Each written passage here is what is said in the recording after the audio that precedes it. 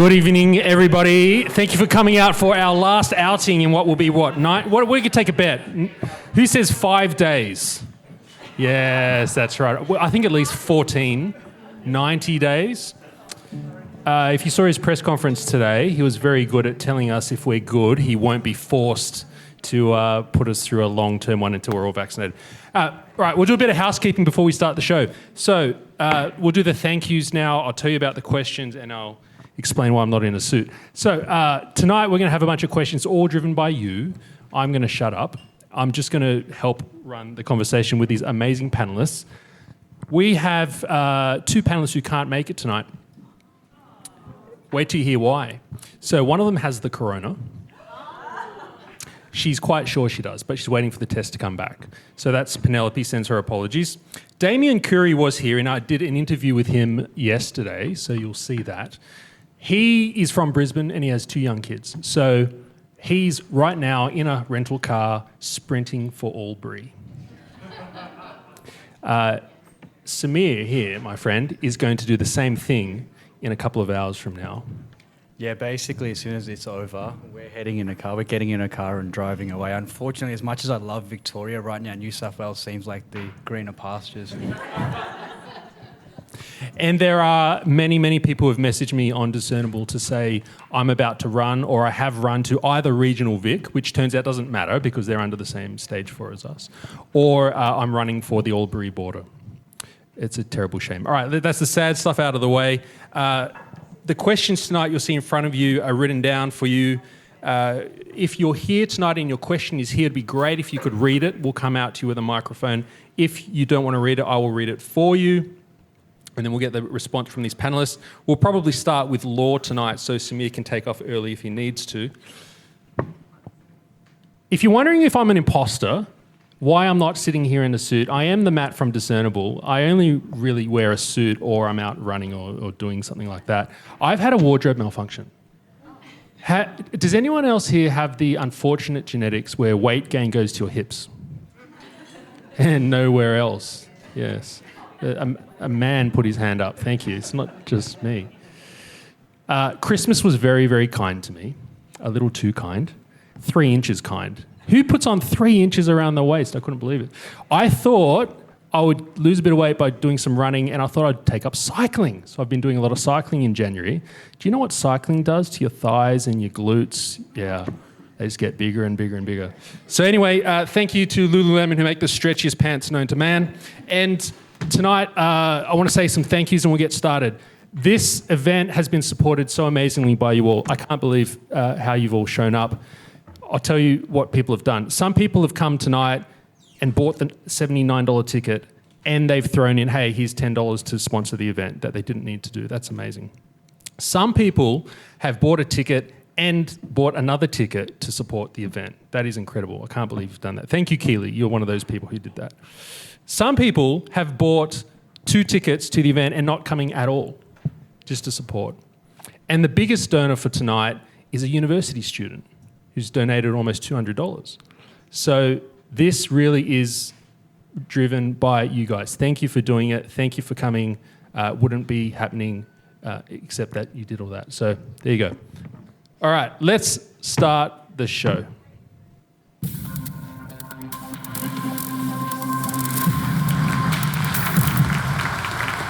Welcome to Better Than Q&A. We have a show that is absolutely packed tonight with some real information. We have guest panelist Dr. Eamon Matheson here on my left, a very experienced anaesthetist and, importantly, one of the founding members of the COVID Medical Network. Do you know the letter that went out, COVID Medical Doctors? Yes. And now, do you run the newsletter for COVID Medical Network? Yeah.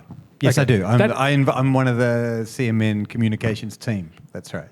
Very good newsletter. You should get thank you. onto that. I love the memes at the end. To get on there, go to covidmedicalnetwork.org. .com. Yeah. Okay. Need to use our mics today, people, because we're recording it. On my right, I have a criminal solicitor, Samir Bunga from Bunga Legal. Who will say this is the first time I've ever heard anyone complain about getting bigger glutes. I don't think that's a general complaint that I've heard before, but you live and you learn, don't you, Matt? So I was trying to get some sympathy with my problem before we started from Samir. And he said to me, no, the problem I have is I can't gain weight in the lower section, but I can gain it really easily in the top section. He's got this beautiful V going on in the gym.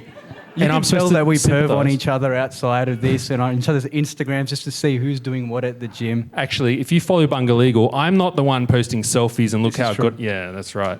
All right, and on my far right here, on my far right, I'm sorry, that sounds terrible. Someone close to my heart, Dr. Catherine Fyans was one of the earliest people to come on Discernible. If you've seen that interview, that has caught fire because your views, Catherine, have caught and collected the milieu, the feeling out there in the community, and you've ended up inadvertently, I guess, representing a large number of people who want to see a bit more sense and want to see an approach that takes into account what you talk about a lot, which is more than just what you can see, but what's really going on behind the scenes with our minds and with the worlds that we're creating. So thank you for coming tonight. All right, the questions tonight. We have number one. Let's start with, am I starting with law? Happy to go. All right, let's start with law. Question number 10. We're going to jump ahead, everyone. Is Mel here to ask her question? Mel might not be here. So I will ask the question. Oh, no, I'd rather you ask it because I talk a lot on Discernible. Okay. So let's run a mic over to you. Grab it, one of the others, so I can... Thank you very much. Mel's over here on this side. Are we testing? Thank you. Thanks.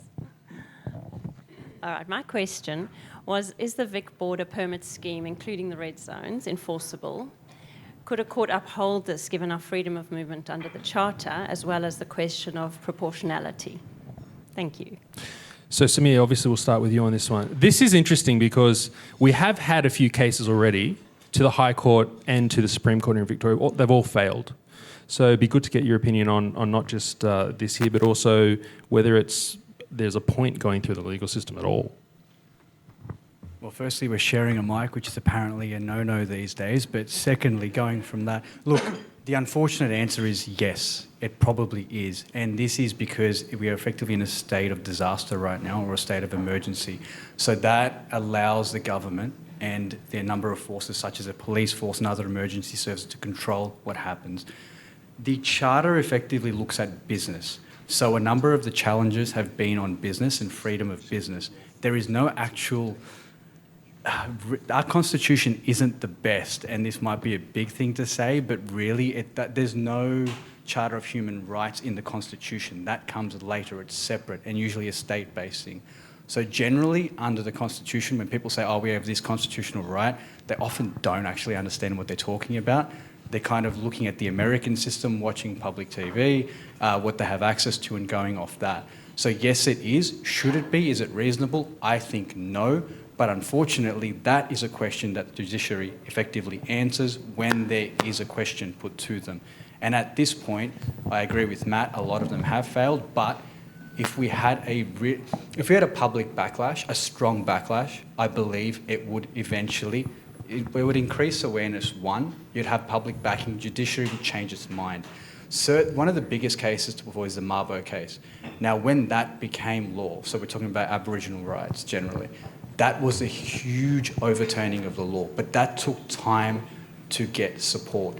And something like this, it's obviously very different in a number of ways, but similar to in that we need a strong grassroots basically an uproar that could lead to change. But really right now, it is legal. It's unfortunate, but the police can do what they're doing. It's a state of disaster in Victoria. So really, they could stop me going back home if they really wanted to, if they said it's for the public interest. So if someone here was found to be COVID positive, they could stop us leaving. And they unfortunately, again, can do that for a limited period of time, which sucks. And I don't think that should be allowed. I don't believe it's reasonable. But at the moment, we're stuck with what it is. Can I just say something about that from a non-medical perspective? So shall I wait for the coffee to get done? So I'm not sure if, Sabir, you're aware that a team of lawyers, very senior lawyers and QCs, ran this case in the High Court. So this case has been run. Sorry, maybe I misunderstood that, but very few people seem to be aware of that. It didn't get up, but I think the reasoning behind it is still to come. In fact, the main lawyer who ran that, the QC I was speaking to this afternoon,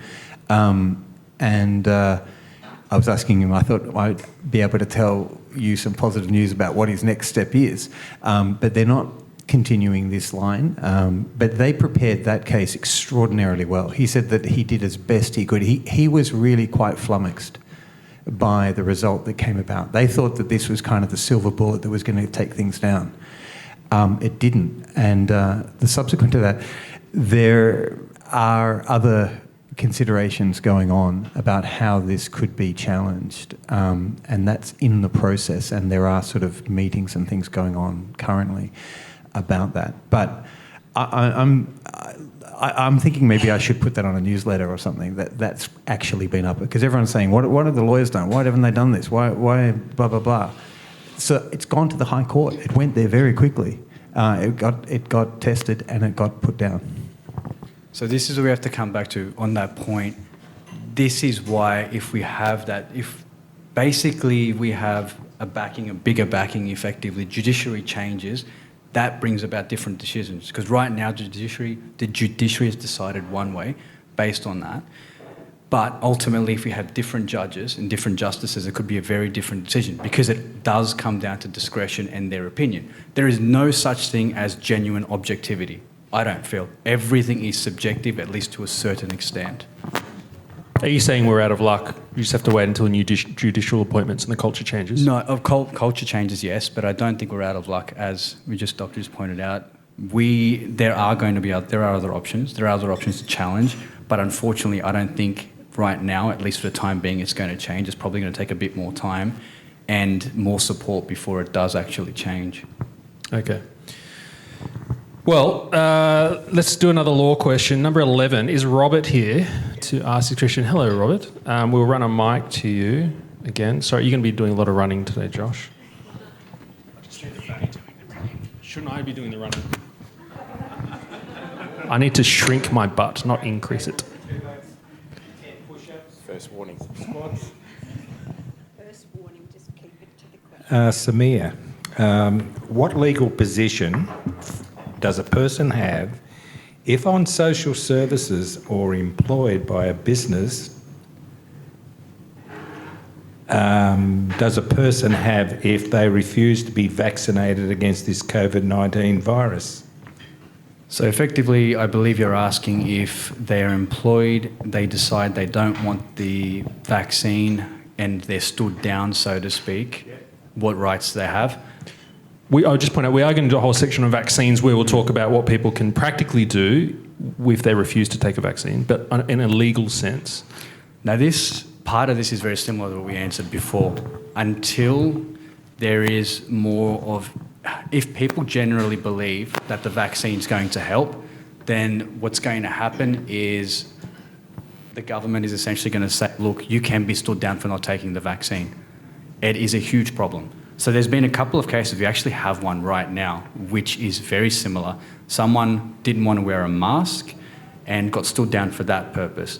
Vaccine is no different in that case. If one person says no, but the general directive is that it's better for everyone who is employed by that business, that is right now winning out. So we do have an issue there. Until more people, and I don't know what the figures are on people who support the vaccine and who are against it. But if there are a lot of people against the vaccine, or if it's even close to 50-50, it won't be the same. But right now, if a lot of people believe the vaccine is going to help and it's necessary, then essentially it becomes a public interest argument and an argument for the safety of everyone at that workplace compared to just one. So really the problem comes down to where we're at and what the community perspective is as a whole. So if the majority of people say, no, the vaccine is going to work, then a business could effectively fire you if they can show that it's in the best interest for everyone at that business that this person takes a vaccine. Now, the people who are going to be most affected are actually my co-panellists here, other doctors, nurses, etc., because they are at the front line. So really, if they're forced to take the vaccine, can they say no? The argument is no, they can't. Now, that's very unfortunate, and these people are better educated than me on what the pros and cons of the vaccine are. So why can't they make an educated decision? I think it's slightly hypocritical, actually. So, Samir, another thing that Rob's asked here is the legal position of people who are on social services. So, for example, if you're on some kind of government support, this is where it's easy for them, like they did with the lockdown towers, they can target those people and say, you're not going to get vaccinated, then you're not going to get your New Start payment, or you're not going to get family tax benefit or whatever it is. Sorry? Carer payments, things, these sort of things, government-funded payments. From a legal perspective, just out of luck, whatever they... I think that's a slightly different argument. I think if you're on social services, I think it's a bit stronger. Your argument is a little bit stronger. It's not just like you're employed by a business, but it also comes down to what you're doing. But a lot of this comes down to people actually fighting back at that point, a number of people doing it, and numbers speaks. That's what it generally comes down to. But in my opinion, at this stage, if you're on social services, you should be okay if you don't want to take the vaccine. However, if you're someone who is employed by a business or someone who's employed in the health sector, for example, very different. Then you need to kind of garner support before you can go against it. But generally, social services, I think they can actually fight it and they can refuse it, because I just don't see how they would be able to enforce someone who's, let's just say if you're not working, you're at home, you're on disability pension, how are they going to take it away? I just don't see that happening. Okay. We'll go through a bit more later on how to fight back against that. Are there any questions without notice for our lawyer friend Samir? A follow-up question from Rob. Let's get a mic to you, Rob. Hang on, because you're going to be Instagram famous.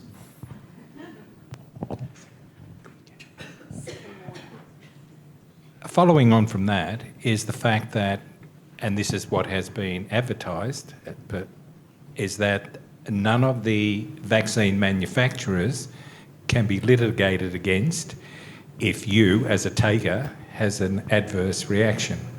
So, once again, you're trapped by not only community sentiment, but also no recourse to take legal action if you die or if you have some sort of disability as a result.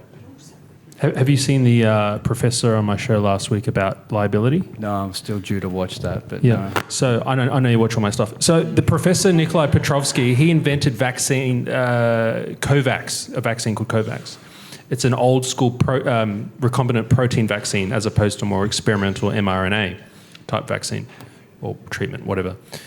He says that in Australia there are no indemnities blanket-wise. There are only specific indemnities granted in private contracts that the public are not allowed to read. So that's with AstraZeneca, CSL, and we assume Pfizer and Moderna's people as well. Do you have any knowledge on indemnity here? I don't have too much knowledge. It's out in my area of law. But one thing I would be recommending in any of this stuff, there are GIPA applications that can be made. And if people generally, a number of people go about making a GIPA application, eventually the government will be forced to open it up. What? A what? A GIPA application. What's that? So Freedom of Information Act. So there is, if we have enough people saying we need to know what this is, eventually they'll have to bring it out. Their usual way of hiding it is public interest. So that's what the argument's going to be from them. It's not in the public's interest for us to release what these agreements are. So if we have, again, a number of people, so our power is in numbers. It's as simple as that. The more people that apply for these, the easier it gets to get it over the line. Because at the start they're going to say, no, sorry, public interest immunity, effectively. We're not going to give it to you. So effectively make applications under GIPA, applications under the Freedom of Information Act, and go about it that way. And I think if enough people do that, we can get access to this material. But it needs to be a number of people, it has to be a strong swarm. Specifically asking for the contracts with CSL and... Yeah, and I think especially right now, I think there's a public interest in opening that up and making it available to everyone to know what they're actually signing up for and what these immunities are, especially if there could be issues around what vaccines could cause later on, especially long-term damage or short-term for that matter. Well, did the doctors on the panel have anything, I mean, indemnity, working medicine, far shorter than you have, but in my 9 years, that was a big deal. Do you know much about indemnity here with vaccines? I know only really what I've read about this and the concerns that the companies avoid this, as the questioner pointed out. So there's a group of doctors, in Australia and also around the world that are looking into this, and I know a small group quite well, and they've taken months and months to sort of pour through the information to find out what this is all about. They make it very difficult. This is not about transparency, and we've in the process of putting together, and it's very difficult because the whole vaccine thing is just fraught. It's like a bear trap ready to go off as soon as you mention the word in the healthcare community circles. Because the preempt, the trigger thing is the term anti-vaxxer, and it's like no doctor wants to be accused of that because that is the probably the worst. There might be worse things that you could be accused of, but it's close to the worst thing that you could be accused of.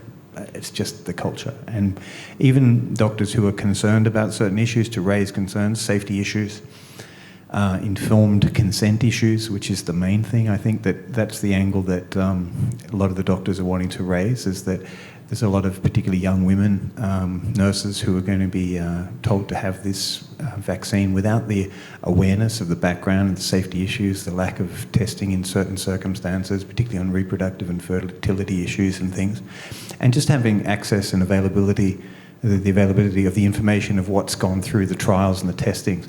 And I think if anyone's going to make just in basic principles, that if you're going to make a decision about your health that has significant impacts with whatever treatment it is, particularly when it's as you say, mRNA, experimental technology that has gone through the system very fast, warp speed, based upon the FDA's emergency use authority, which I gather everyone knows about that.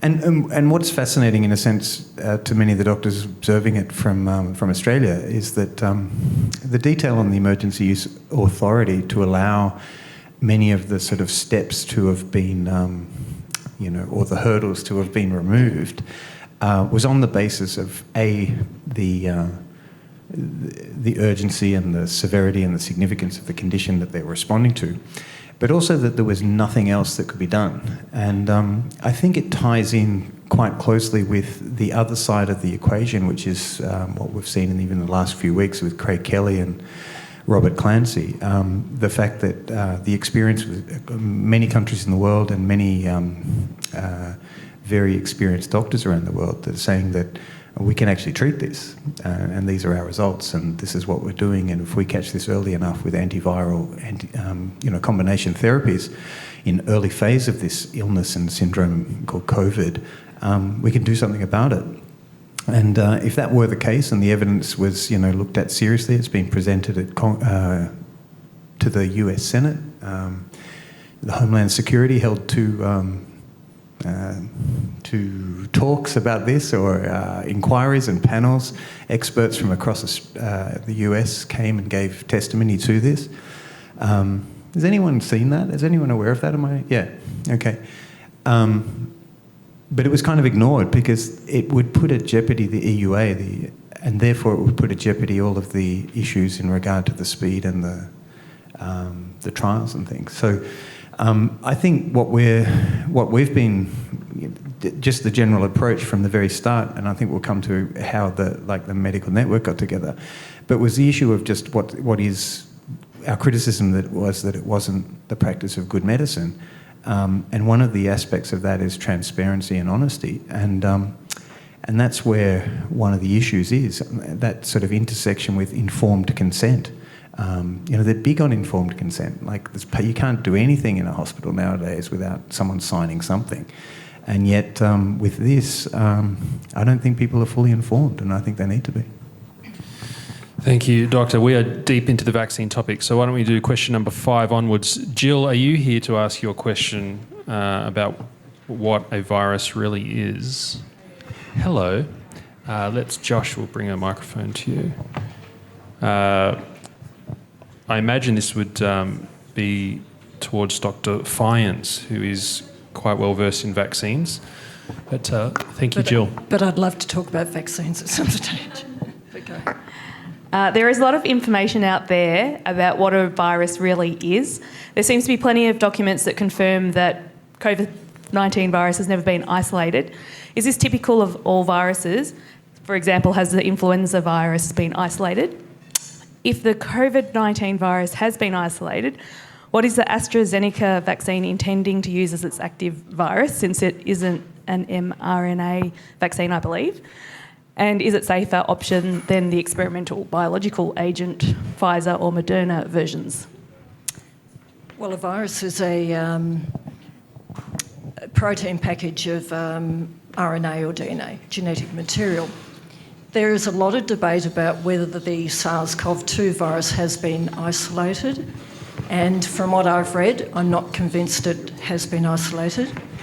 And it's quite intriguing because the PCR test is based upon what is called the SARS-CoV-2 virus. Now, I'm not saying it hasn't been isolated, but from what I've read, I haven't been convinced. There's debate about it, okay? So, and I'll mention the PCR test. I know that wasn't your question. But all these sanctions, the lockdown of the world basically is on the basis of cases as determined by the PCR test. And the PCR test is on the basis that the virus has been isolated. So you'd want it isolated and you want the test to be accurate. We know it isn't. We know it's rife with false positives. So that's all I can say from what I've read. I'm not convinced it has been isolated. And some people would even question what is the virus, as you did. And you've probably heard about exosome theory. Some experts or some people are saying that a virus is actually, and I'm not agreeing or not with this, I'm just saying, is actually a package, a vesicle, a package of protein, a protein vesicle of genetic material that's been expulsed from a toxic cell, and that it happens to be in the environment, and it's called a virus. So I don't think we know the answer to that, but I think it's fair to have that debate. What was the rest of your question?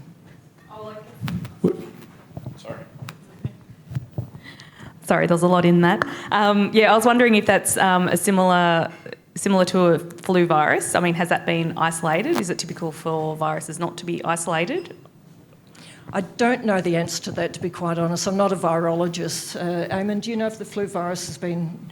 I guess we just assume it has been, but yes. Yeah, my understanding is it has. Yes. Yeah, and the virologists that I've spoken to, the international experts, are saying, and when they've been asking the other experts around the world, it's a debatable thing, it's a technical thing, but from the people who are doubting whether it's been isolated, they are saying, in fact, no, this is not to the same standard of what we would expect with other viruses. So when some leading virologists in the world or microbiologists have pushed the centres and said, what's your evidence, what's this, what's that? Because what's interesting is that the Doherty Institute in Melbourne wrote the first paper saying they'd isolated from a Chinese guy, Chinese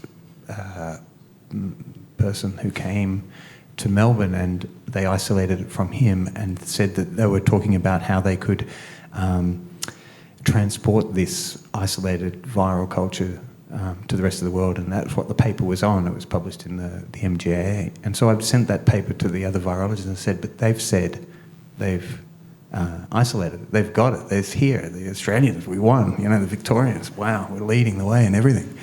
And they said, no, you misunderstand. This is not, what they're claiming is not the same as what we consider to be a viral isolate. So it's a technical answer, I suppose, that I don't really follow other than listening to what the discussion between the virologists. So I think Catherine's right. We're a bit unclear about the state of this. I know that Dr. Sam Bailey has been writing from New Zealand to all of the centres, asking them the specific question, and all of the answers are coming back actually no. The CDC paper in July last year on the on the detail of the PCR testing was saying that they based it on the fact that they didn't have a viral isolate. And it made me think that was July, August last year, and the paper that came out from Doherty Institute was earlier in the year, March or April. And I was thinking, how come the guys in Melbourne didn't send it over to the CDC? Why? And they were talking about how they could distribute this and things. And I thought, what went wrong? What's missing there in the communication between the CDC not having access, despite the numbers of people who were unwell from SARS-CoV-2 virus? So it's quite puzzling. Professor Dolores Cahill, I've spoken to her a few times, and she was saying, based upon the numbers at the peak time of SARS early in 2020, the chances of catching that virus when it was around were so small. So she's saying it was maybe just that they didn't get the isolate quickly enough because it came and it went quickly. So that's her take, that it was there, but no one had the numbers weren't there, surprisingly, despite the whole world coming down with SARS-CoV-2. And she argues that they haven't. So I don't know. I'm just listening to the experts like you are. It's out of my field. Doctors, part of Jill's question, what is the AstraZeneca vaccine? Because with the protein, we have the protein vaccine standard where they, correct me if I'm wrong, they insert a weakened form of the virus with an adjuvant. We have the RNA. What is viral vectors? It's a viral vector vaccine. What's that? It's derived from, I think, a recombinant adenovirus, chimpanzee adenovirus. But there is some RNA technology within the virus. So we're not escaping the RNA technology with that virus, which a lot of people think. Okay. Yeah. So the RNA, more experimental stuff, is in the viral vector vaccine as well as the Pfizer one and Moderna. Yes, it's different to the others, but there is still some RNA technology within that virus. Okay. Within the viral vector. Thank you. Smears had to do a run for the border thanks to beloved Dan. So if you feel too far away, feel free to sit here. All right, let's go to question number 6. Matt Pearce, are you here? Matt Pearce asks, he is here, just behind you. Matt Pearce, your question about PCR tests and EUAs. Okay, I'll ask it for Matt. Is the PCR test and the COVID-19 vaccine, so-called, only licensed for use in emergencies such as, the state of emergency? So if the SOE ends, which we're fighting for, so does their legal use as well? Because I have seen this rumour online a lot, that without a state of emergency that they can't use these. In Australia, we have a TGA, conditional approval, right? A 2-year provisional approval. Mm-hmm. Do either of you know if that will disappear with the SOE disappearing? Second part to the question, is it not a vaccine at all? Is it just a gene therapy? Is it a what, sorry? So the first part is SOE, the legal basis of it. Second part is, are they vaccines at all, or are they simply gene therapies? Well, I'll answer the second part, if I may. Not being allowed to talk about vaccines, I might add. Because as Eamon said, a medico who talks about vaccines will be labelled as a anti-vaxxer fairly quickly and basically be considered a heretic. But I figure that if we're looking at anything that we're going to unleash on the whole population, it's a fair thing to look at the pros and the cons fairly carefully because we're talking about the largely healthy population. So I'm happy to have that discussion. Could you repeat the first part? The first part of the question? Second. Yep. Second part, we're just wondering if it's a gene therapy, if it should be called a gene therapy rather than a vaccine. It's a matter of terminology. A lot of people don't like the term gene therapy because it's not really a therapy. There's definitely gene technology, without a shadow of a doubt. It's a novel technology. It's not been used in vaccines previously on people, as far as I know. Correct me if I'm wrong, Eamon.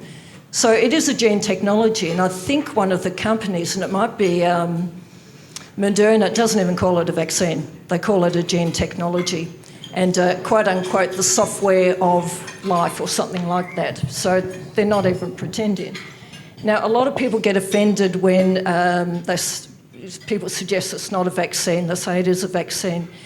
But it's a very different vaccine to what we've previously had, and it's certainly gene technology. So I hope that answers whoever asked the question.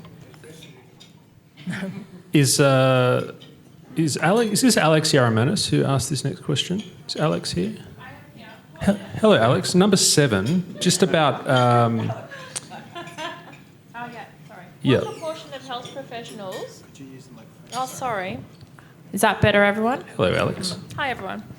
What proportion of health professionals are pushing for vaccines via informed consent only, without any coercion? And are there a great deal of doctors who see that this has all been blown out of proportion and who aren't actually speaking up, or is this just a myth?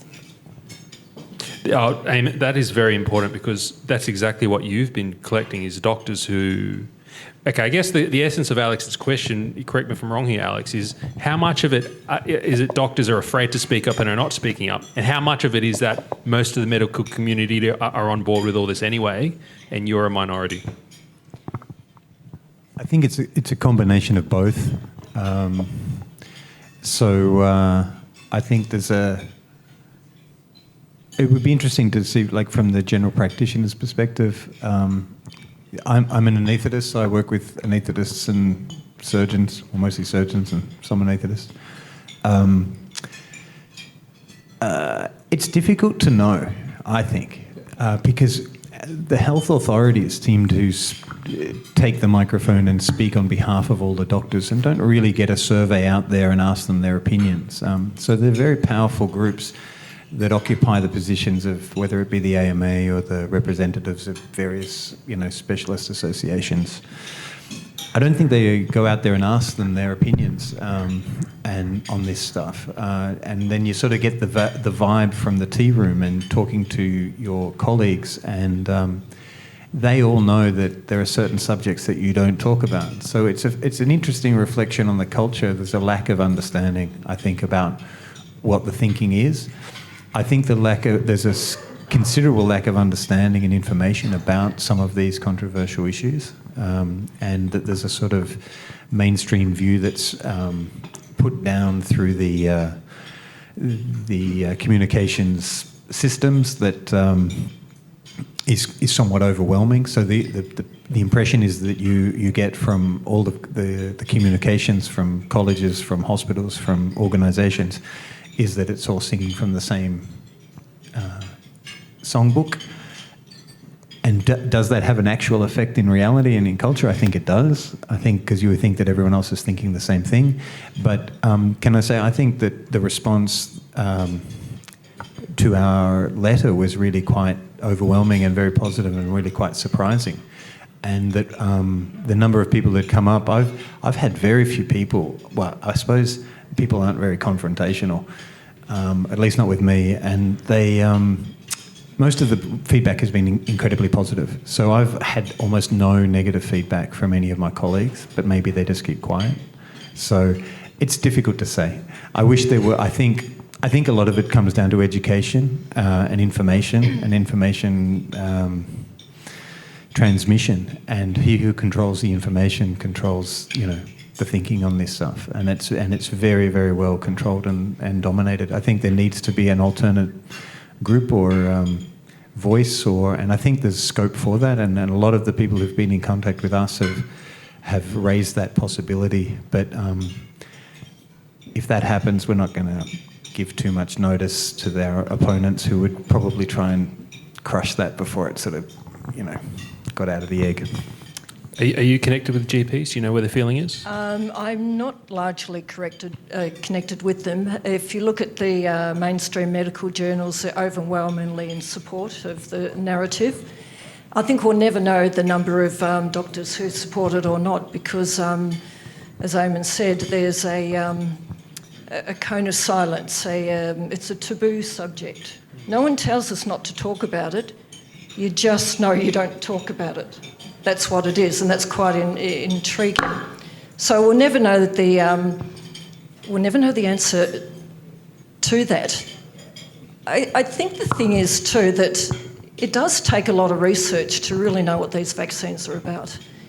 And a lot of busy GPs don't have the time to be pouring through the research. And the mantra we're hearing from all levels, government and the upper echelons of the medical fraternity, is safe and effective, safe and effective. So a lot of people go on along with that.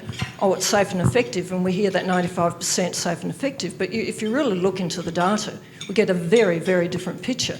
And I think a lot of people generally, and a lot of medicos, with all due respects, might not know the full details. Because if you look into that 95%, that was regarding symptoms. A lessening of symptoms in people who had COVID-19 in those vaccinated compared to those who were not vaccinated. And there's nothing to say that the vaccines, as far as I know, prevent getting the infection or transmitting the infection. So it's quite intriguing that workplaces are mandating that people get vaccines, but there's no proof that it even prevents transmission to other people. The same with flying. So I think these facts need to be looked very carefully at, because it's assumed that these things are safe and effective. When you look at the flu vaccine, which has been around for many, many years, people are still getting the flu and dying from the flu quite regularly, despite a very wide uptake of the vaccine. And we know that it's depending on the season. I don't know the exact figure, but maybe 30 to 80% effective at best, but it varies from year to year. So I think it's important that people look at the pros and cons very carefully, particularly when we're looking at a rushed out novel vaccine that is going to be given to the largely healthy population. And it's quite intriguing about the whole hydroxychloroquine debate, and that's so controversial to talk about. But in February of last year, it was illegal for doctors to prescribe hydroxychloroquine. In fact, I think in Queensland they could be jailed for 6 months. Is it still?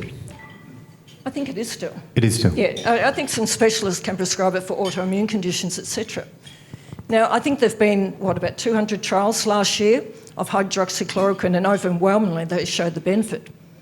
So if someone was ill and there's not much to offer them, why wouldn't you offer them? Yet, we're talking about rushing out a novel vaccine with 2 months of data to the largely healthy population.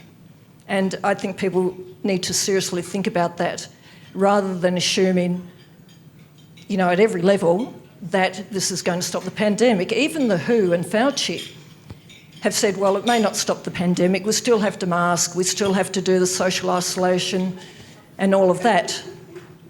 So I think we need to have a really good look at it. I mean, vaccines normally take, 10 to 12 years to go through the hoops. The testing, the regulation, the safety data, whereas we're looking at 2 months of data for this vaccine. And a lot of people say, well, it was, a trial of 40,000 people. Well, it was, but the data was taken from, I think, 170 people, not 40,000. So there's a lot more to the story than safe, effective.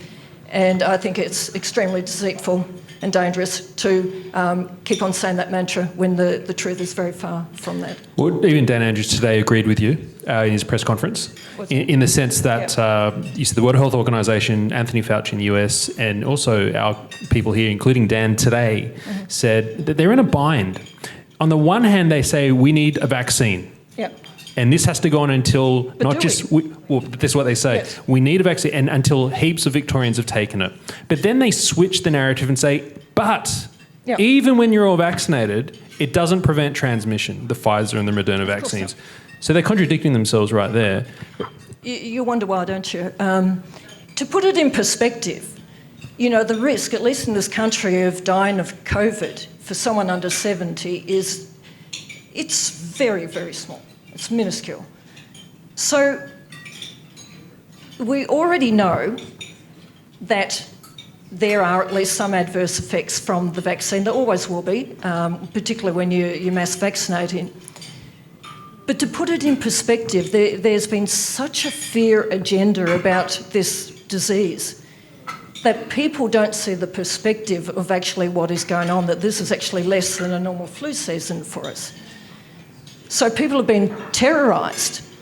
And if they're terrorised, if they've had their survival fears triggered, they're going to be looking at a solution. Quickly give me this so that I'm safe. And it's quite a manipulation, in my opinion. All right, let's wrap up this section with a question from Katie. Is this Katie Burgess? I didn't get last names. Is this your question? Yeah. Hey, Katie. Thank you for the mug. If you watched the last episode of People's Project, that was Katie who gave us that mug. I don't know if this question can be answered because it was, but maybe.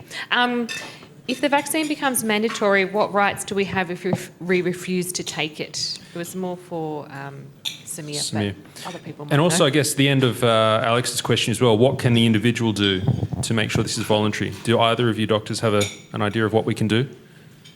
Could you repeat that? So we want to have vaccines to be voluntary, and what rights do we have if we refuse to take it? Well, we don't know yet, do we?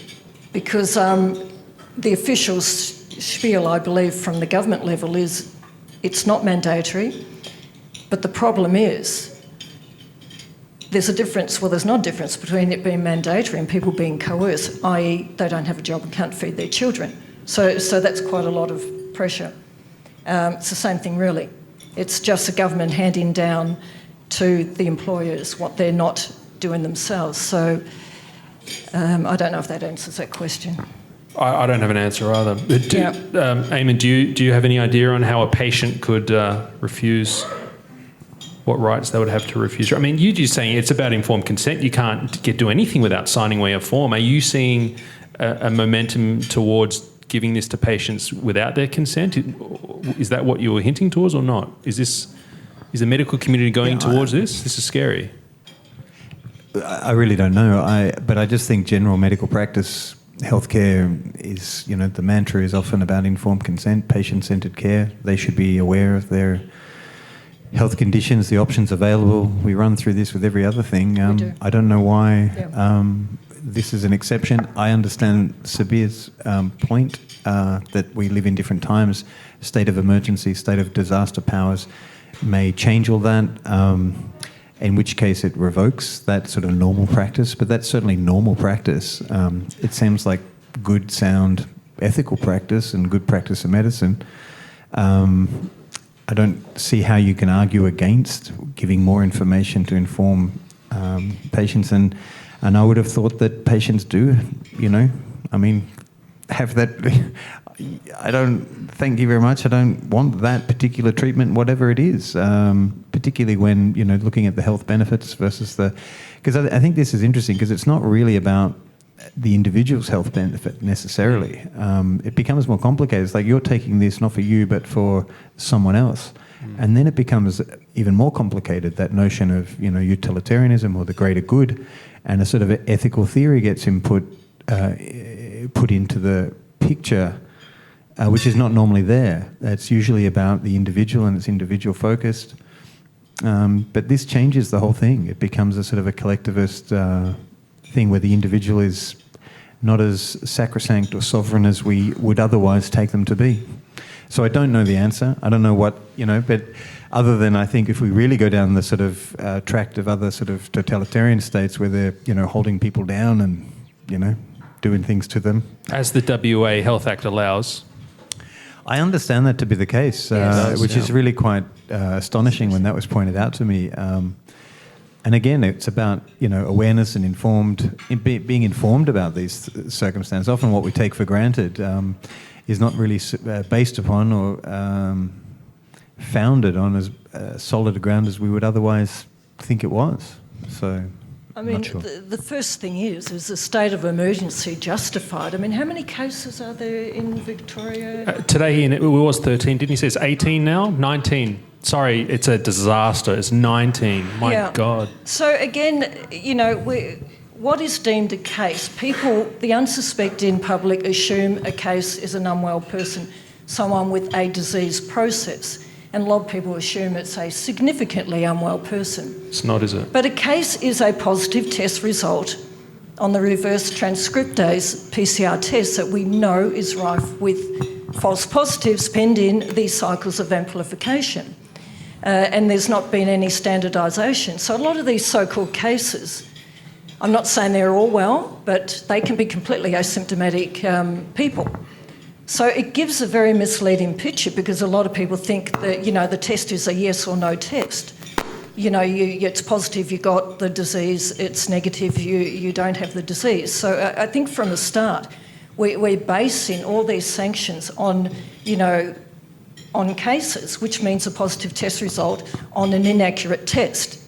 So, is there justification? In my opinion, absolutely not. But, people think state of an emergency and the rollout of the vaccines, et cetera, is on the base of this being an emergency. But, I think... Can I ask a question and put forward a proposition? Get a mic. Love to have you on the recording. Thank you, Rob.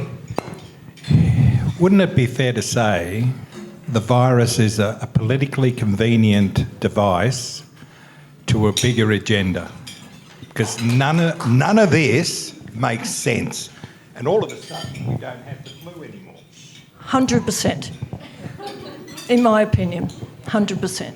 Because none of this does make sense. And I think we've bypassed our common sense, let alone the data, which people will not see when they're in that survival fear state. They want to argue for maintaining the fear because in a weird sort of way they think that they're surviving if they maintain that pitch of fear.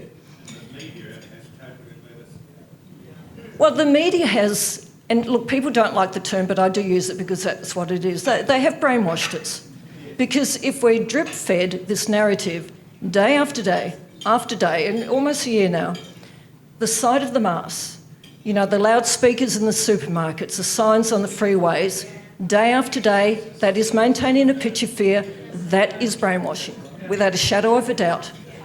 And when people, as I said, when they're in that fear, you can present them with all the data in the world, they will not see it if they're in that state because their limbic brain has taken over and, at the expense of their prefrontal cortex. I'm not talking about everyone, of course, but because it's been relentless, people are in that state and they are really afraid. I'm not blaming them, not at all. It's natural to, be afraid if you think that a wicked virus is out to get you. But, we've had all our survival fears manipulated. One is fear of the virus, which to most people who are very fearful believe they're going to die from it. Fear of not having enough money, not having a job to feed your children. Fear of being rejected from the tribe, which is a big one because we are communal tribal beings. And being rejected from the tribe meant isolation and death. And we're still run by those primal fears, very much. They're just dressed up in a different way. And another fear, which concerns me about the lockdowns, the biggest stress in the animal world is being trapped and immobilised. We are communal creatures. We are not meant to be locked in our houses. I do not believe this does anything to prevent the spread of the virus whatsoever. And all these sanctions are anti-life and they're a complete inversion of what is good and healthy for us.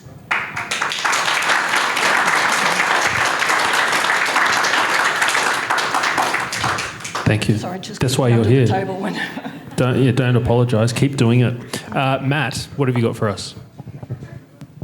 For both the doctors, going back to the topic of informed consent.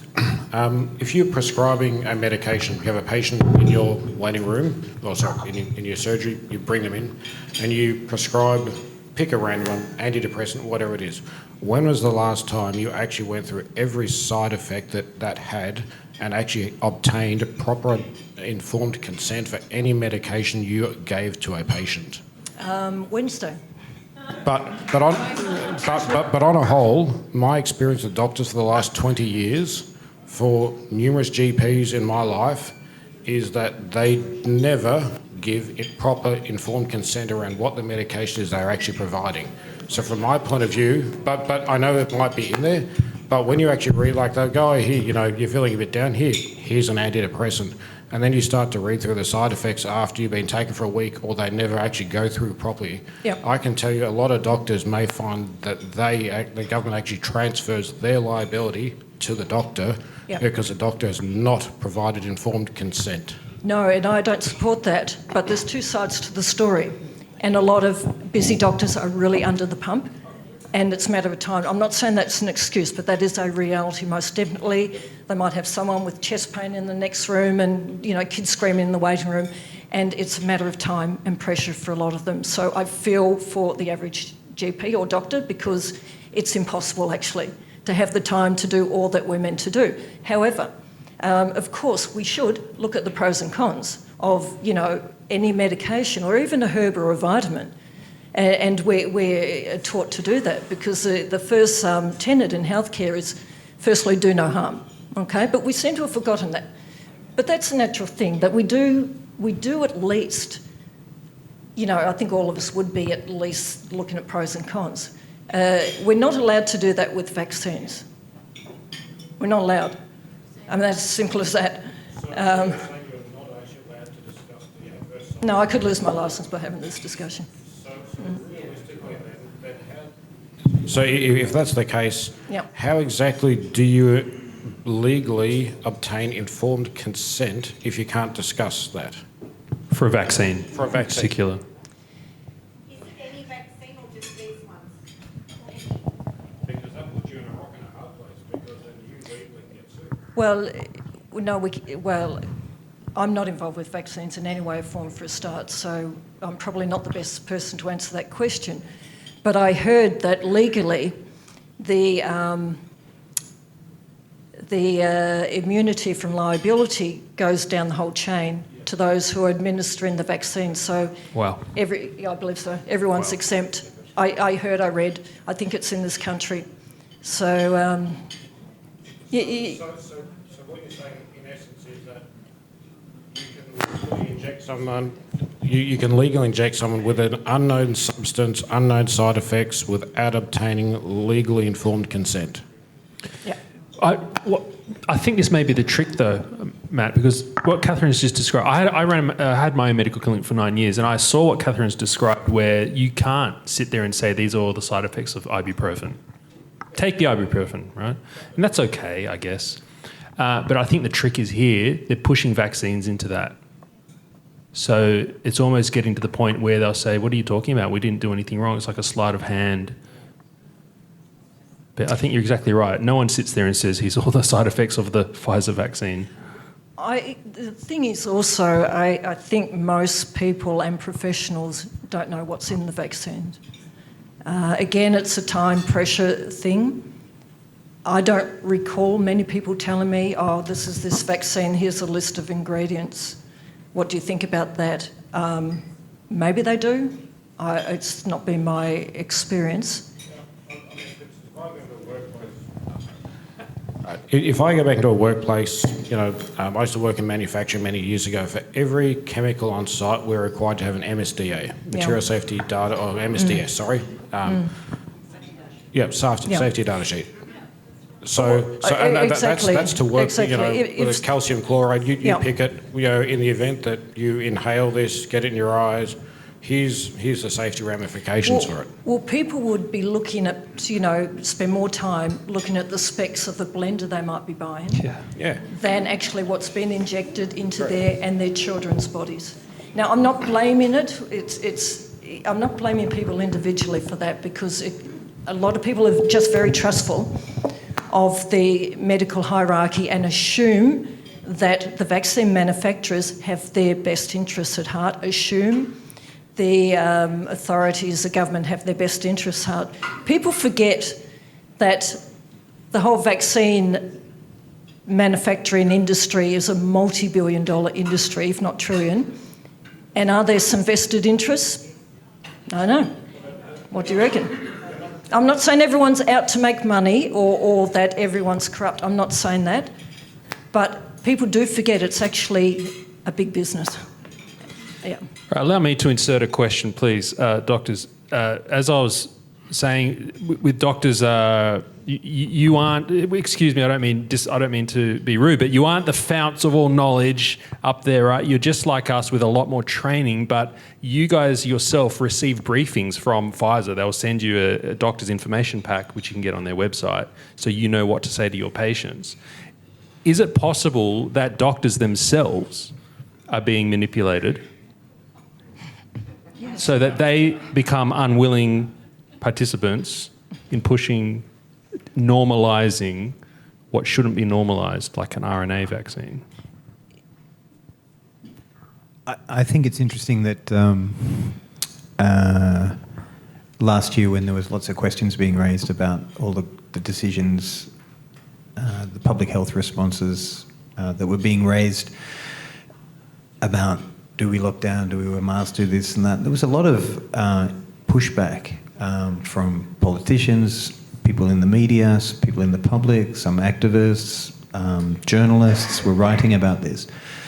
And I got I came to the conclusion, because of quite a few people were saying it, was that it means nothing unless a doctor says this. I was like, really? You know, can't other people just read the information? Like, does it just have to come out of the words of a doctor who has the credentials to speak this stuff, to read that paper, which is all available to anyone? Which is I'm sort of answering this indirectly. But maybe it'll come to one of the questions that I thought I was meant to answer earlier. So when a few of us wrote that letter, we weren't saying anything different to what everyone else was saying. The only thing was that, we've been to medical school, we've got medical credentials, you know. It's like, now people will listen. I was like, really? Yeah, doctors have become the high priests of, ultimate reality, and they're the only ones that can speak on this issue. It's just extraordinary. The faith that has been placed in the, medical scientist, medical doctor, is quite astonishing. People have written about this, the history of how this has come to be, particularly out of the US, that doctors are considered in a sense like that. They're held in such regard that what they say, they've been basically running the countries, if not the world, and the politicians and every other wise sage council has bowed down to the medical person in the white coat. It's an interesting phenomenon. Where that comes from. I know that the history of it, in a sense, because of the history of how science has come to dominate the understanding of reality and things, and healthcare has come very much to the forefront of everyone's thinking and the concept of safety. But that very phenomenon itself, I think, needs to be challenged, and it does. And it's like, you have no right to speak because you're not a medical doctor. Seems extraordinary to me. I know that's part of the deeper cultural problem. And I witnessed that. I thought that is actually true. I was reading articles about people criticising some of this stuff, some of the journalists. I said, this is brilliant, this is fantastic, that'll do it. No one was listening to them, And then suddenly we write a very crappy letter, actually, the first one, over a very short space of time. The first draft of it was just a dog's breakfast. And it's like, wow, gee, 12 doctors have written this. Gee, must be something to it now. It's a bit embarrassing, really. Are people... But healthcare has been politicalised now. So the decisions are taken out of our hands, and it will be more so, most definitely, if this trajectory continues as it is. Because who's making these decisions about the lockdowns and the masks? It's not coming from your GP. Who actually, do you know? Because I don't actually know who's making those decisions. This is part of that problem with the transparency, yes. Like who it is. And it's a great game, because the politicians say, we're listening to those guys, and those guys are like, who are we? We're not going to put a hand up and point to the document and the reference and all this sort of stuff. And then the politicians are very clever, because they go, you gave us the wrong answer, we'll find another expert, So exactly. Exactly. But that's what it comes down to. This is the fascinating thing on the issue of experts. If you have two experts that disagree, how do you weigh the difference? We all have the capacity to do that, I think. That's why we have jurors in a criminal court case. They go over the arguments back and forth, and reasonable people weigh that evidence, And yet there's basically only allowing the lawyers for the defence or the prosecution to speak. And they say, we're only listening to those guys. But there are a lot of experts that disagree. And then there's just a choice that seems to happen. I think the great choice, the interesting choice, was that choice to ignore John Ioannidis and to go with Neil Ferguson out of Imperial College. The question is, what is an expert these days? Can you that clarify? terminology is going. And I'm not a big fan of medical tyranny, and I think it's time that the ownership of one's health and their body be rightfully handed back to the individual, with the healthcare professional being the advisor, the facilitator, maybe the advocate. We don't own people's bodies, and this is the central issue about this whole deal, is ownership of one's body. Your book was about this. Sorry? Your book that you My gave. book is about that. I Taking do feel control. strongly about it. I mean, things like we need a permit to go over the state. I mean, if that's not sending off some serious alarm bells, I don't know what will. That is ownership, I'm sorry. And I keep on talking about the frog in the boiling water scenario. That I think you all know this, you put the frog in it, but don't do this at home. You put the frog in the pan in cold water, put it on the heat, slowly turn up the heat. The frog doesn't notice until it's at boiling point and too late. We are at boiling point. We really are. Right here. It's critical times. And I have seen people comply and, give up their freedoms and thinking they're looking after us. We'll get it all back. We won't. It doesn't work that way.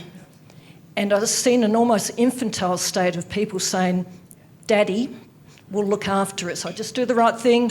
I'll keep my nose to the ground. I won't ask questions. I'll be good. I'll comply. And at the end of the day, we'll be looked after. It's not going to happen that way.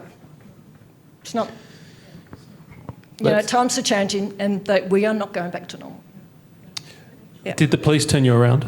No. So what we found out is the borders are definitely not closing, at least from New South Wales anyway, so there was no real need for me to rush back. So that's why I decided. So I can exit after midnight. You guys just won't allow me back here after midnight. So I am effectively alienated from coming back as opposed to going to New South Wales. So hence I thought I'd better make the trip back. So I have a few police officer friends in New South Wales. Not all police are bad, I'm telling you that straight. But they alerted me that there's no directive going around stopping me from coming back.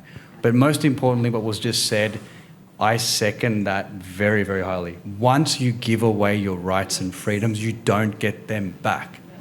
You will see that once we normalise this is not just, it's legal, it's psychological. It just doesn't turn around. No. So you need to keep your liberties and freedoms, you need to make the most of it, and you can't just willingly give it away. And at the bare minimum, question why stuff happens. We need to be more critical. And we were talking about this earlier.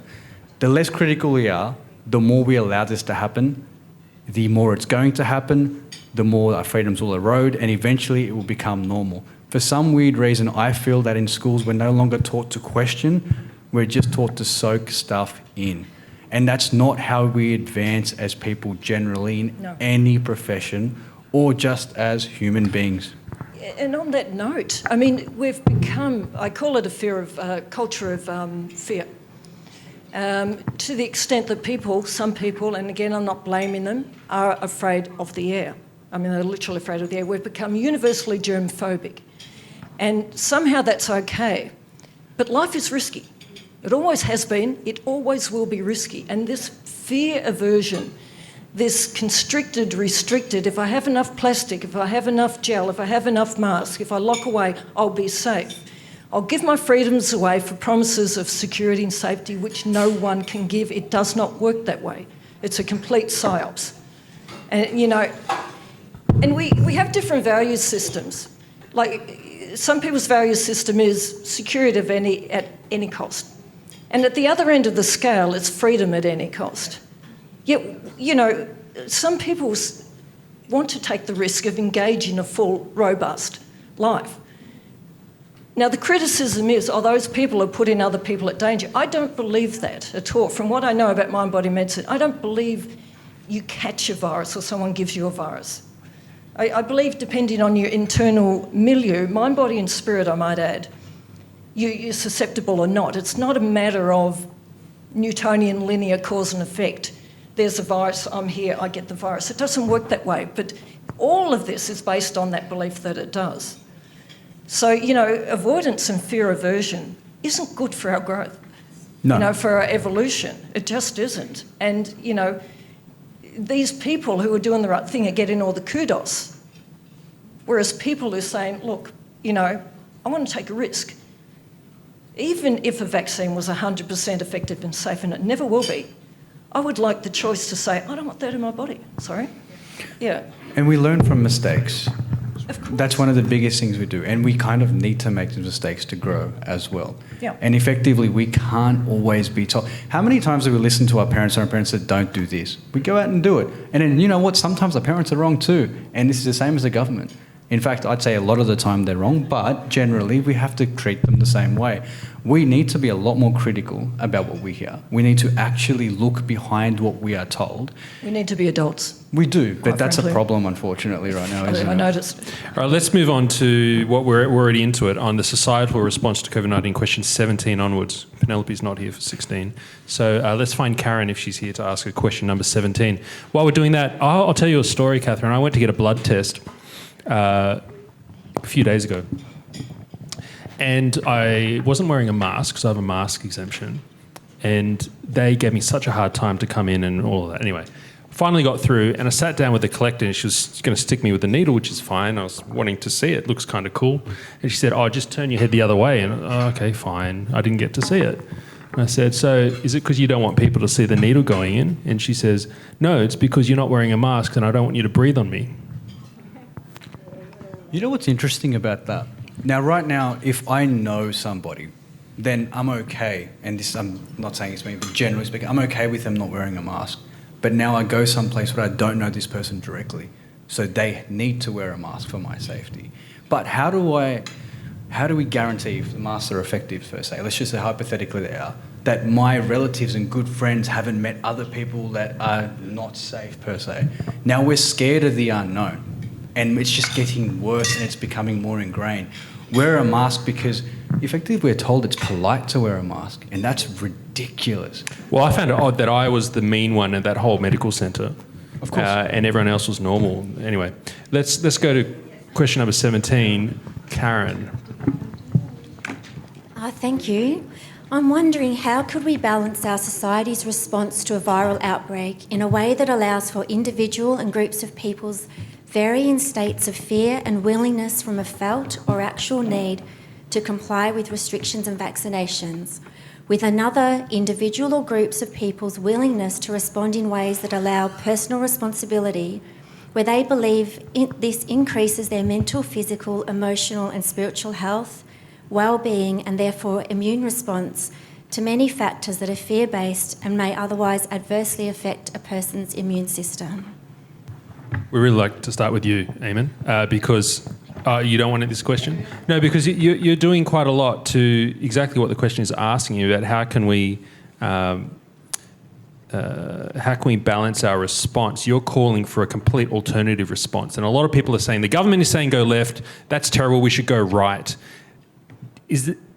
Are you just as extreme because you're saying go the other way, or are you presenting a more balanced approach? Because I'm not really sure how I should think about all of this. Do you know what I mean? There doesn't seem to be people coming out and just saying, do this. It's just government says go left and other people say, no, that's wrong, go right. I think, well, it's interesting that we sort of live in the age of, I suppose, everyone's right, aren't they? They have to be, to some extent, there's some truth, I suppose. There's some truth in that. But sometimes things can be just wrong, you know. Some decisions can, based on the evidence and the objective facts, just be mistaken. That fear factor, the phobia thing, I mean, just as an analogy, if you were to come home, and this is, I think, how some of the psychologists deal with some of the phobias, is to present them with reality, so that if you come home at night and you see, you know, your garden hose coiled up and you think it's a snake, and you act appropriately and, you know, go around the back of the house and things, and you see it every night there and you sort of adapt your behaviour to it, you could sort of go, well, you know, fair enough, you know, he's afraid. Or you could actually point out it's a garden hose and change the whole thing. So some of the, you know, the group of doctors that we're involved with, I think, are really just about attempting to present reality and evidence and facts and, what is the case, which seems somewhat, unfashionable in a postmodern world. But I think what we're sort of in line with a tradition, I think that goes back really to, it goes back a long way, but if you take it back to the Royal Society, where its approach was initially, it didn't matter who was saying something. It didn't matter about the authority of the opinion. It wasn't about the opinion of the powerful. If it was based upon evidence, things that you could test, and in accordance with reality. So that sort of concept of nullius in verba, it doesn't matter who says it, is sort of the translation, to challenge authority. We've gone back into that pre-Royal Society state where it just matters what the authority says. And surely it has to have some reflection on reality. So that sort of accounting for everyone's reaction to the garden hose and just saying, oh, well, that's just your reaction. I'm not sure if I'm answering the question, but I think I sort of have a much more... I know there's the subjective and the objective, and there's a complex interaction between those two. But in a way, when you're referring to things like this and appropriate reactions, there is a sort of level of insanity, of fearing. There's germophobia. It's a pathology. It's an inappropriate response. So... Well, see, I have framed that question in a binary way because I feel like a lot of people are doing that. They're saying, do I choose A or do I choose B? And sure. And I know you were wanting me to sort of go on the compromise thing, but at the same, that's what I'm saying. There are some things that don't necessarily require a compromise in a sense. Mm-hmm. Obviously, it requires a degree of understanding and compassion and empathy for the person that misunderstands the garden hose to be a lethal threat as a snake, but it doesn't make it so.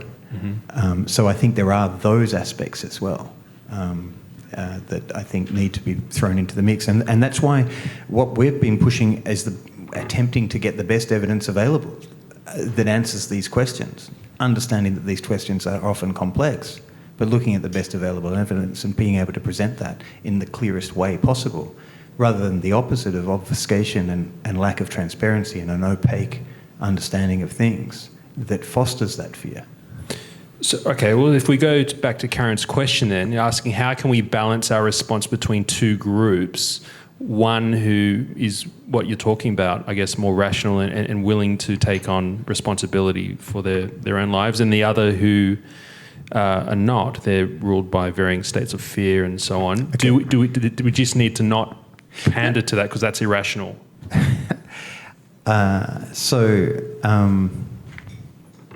I think it is about being informed, about people being allowed to have access to information and perspectives that are not harmful. I think a lot of the information that most people are receiving is probably skewed one way to a particular thing, and therefore my response, and the response of many doctors, is probably to go the other way and say, hey, wait a minute, look at the evidence. So in that sense, I think I still come back to that notion of the Royal Society, the notion that you present information well, evidence. And that's what we've been doing. I mean, what else can you do? Otherwise, it becomes the opinion of the powerful. How much PR you can muster, how much money you can put into a media message, and how much you can win that game of the three-word slogan. And then you just manipulate people emotionally. And that is the other game. You can go down that path. They're very good. People have become masters of this since, Edward Bernays, became the master of this after World War I, of how to manipulate groups. The whole advertising industry is done on this, on emotional ways. There's techniques to do this. You could play that game, but I think it reduces the human experience. I think it reduces it treats someone as an emotional, manipulable entity, and doesn't respect their intellect, their humanity in general on many levels. So, yeah, I tend to err on the side of the objective, I suppose. Maybe that's just me. Good scientist. Well, to the rest of the panel, we have a strong argument from Eamon, I think, to be rational and to fight for the objective and not necessarily entertain a sense of balance if one side is irrational. Do you think we should be looking for balance and to be reaching out to the other side or anything like that? Or simply we need to educate, overcome and win the argument with rationality and facts? But I think that is balance, isn't it? Educating and overcoming the irrational with, I guess, a legitimate argument. That is balancing it out. Right. So effectively, information is the power here. And that's where, I guess, data comes in as well. Once we portray and allow the information to be portrayed, that is where true power comes from, knowledge comes from, and then everything balances out. Because automatically, there are certain things that are just going to be wrong. Right now, 1 + 1 = 2, right? 1 + 1 does not equal 3, so how can I keep arguing that? I can keep arguing 100 times. But effectively, it kind of sometimes feels like the government is telling us that 1 + 1 = 3, and you need to believe it. That's the issue that we're having. Now, discernible. That's one of the ways that we balance it out, because the mainstream media will not report on a lot of the studies I think Dr. Eamon and Dr. Evans are talking about. Oh, sorry, Fyans, I apologise. My bad. We're talking about. The issue is we're not getting real information portrayed generally, and it's taking... And YouTube censors some of this stuff, so does Instagram. Anytime you tag COVID-19, you get this bloody message saying you need to click on the government's thing, go have a look at that, and that overrides anything anyone says. That's not okay in this perspective, and I think the problem is the information is not being allowed out. The censorship is rampant. Exactly. I mean, rampant at the moment. So anything that's not supporting the consensus narrative is wiped out almost instantly on, also social media platforms. I think it's, data's good, but I think common sense is better. And I think emotions are okay too, quite frankly. We've bypassed common sense to a large extent, which I think is concerning. And the thing about, mask wearing, lockdowns, etc., no one's stopping anyone from doing that. People can wear masks, and they did prior to this. And they can continue to wear masks, and some will forever. No one's stopping them from doing that. So they can still do all that. If they want to stay at home and stay within 5 kilometres forever, I think most people would be fairly tolerant and say, well, it's not for me, but you go ahead. But that group is being pandered to. Whereas people who say, well, 5 kilometres, please give me the rational explanation for that. Does anyone know? I mean, do you know? No, I just...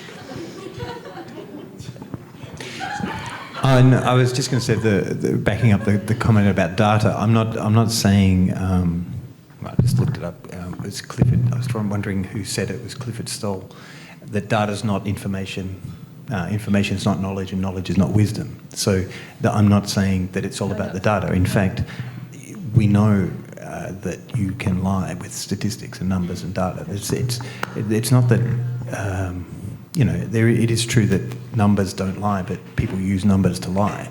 And we've witnessed an extraordinary sort of masterclass of that in the last year or so. So I'm not saying you rely on the data, and although there are data scientists that we've been liaising with, and they say if you actually have the real pros looking at this stuff, what the conclusions that some of these, what they would call soft sciences people, the epidemiologists, everyone's looking at to get the answer. Like I said, it's like almost, it's childlike, the approach in the computer modelling and stuff, when it's actually looked at by industry pros. So it is important to get the data. Back on just 2 things on the data about getting... there was a question earlier about what to do. Is to actually access that data. It's kept away from us. So when people are asking, what do you know what that was based on and things like that, we'd come up with an idea that there aren't that many people. Like there's 19 people at the moment. Was that right? Who apparently got PCR tests.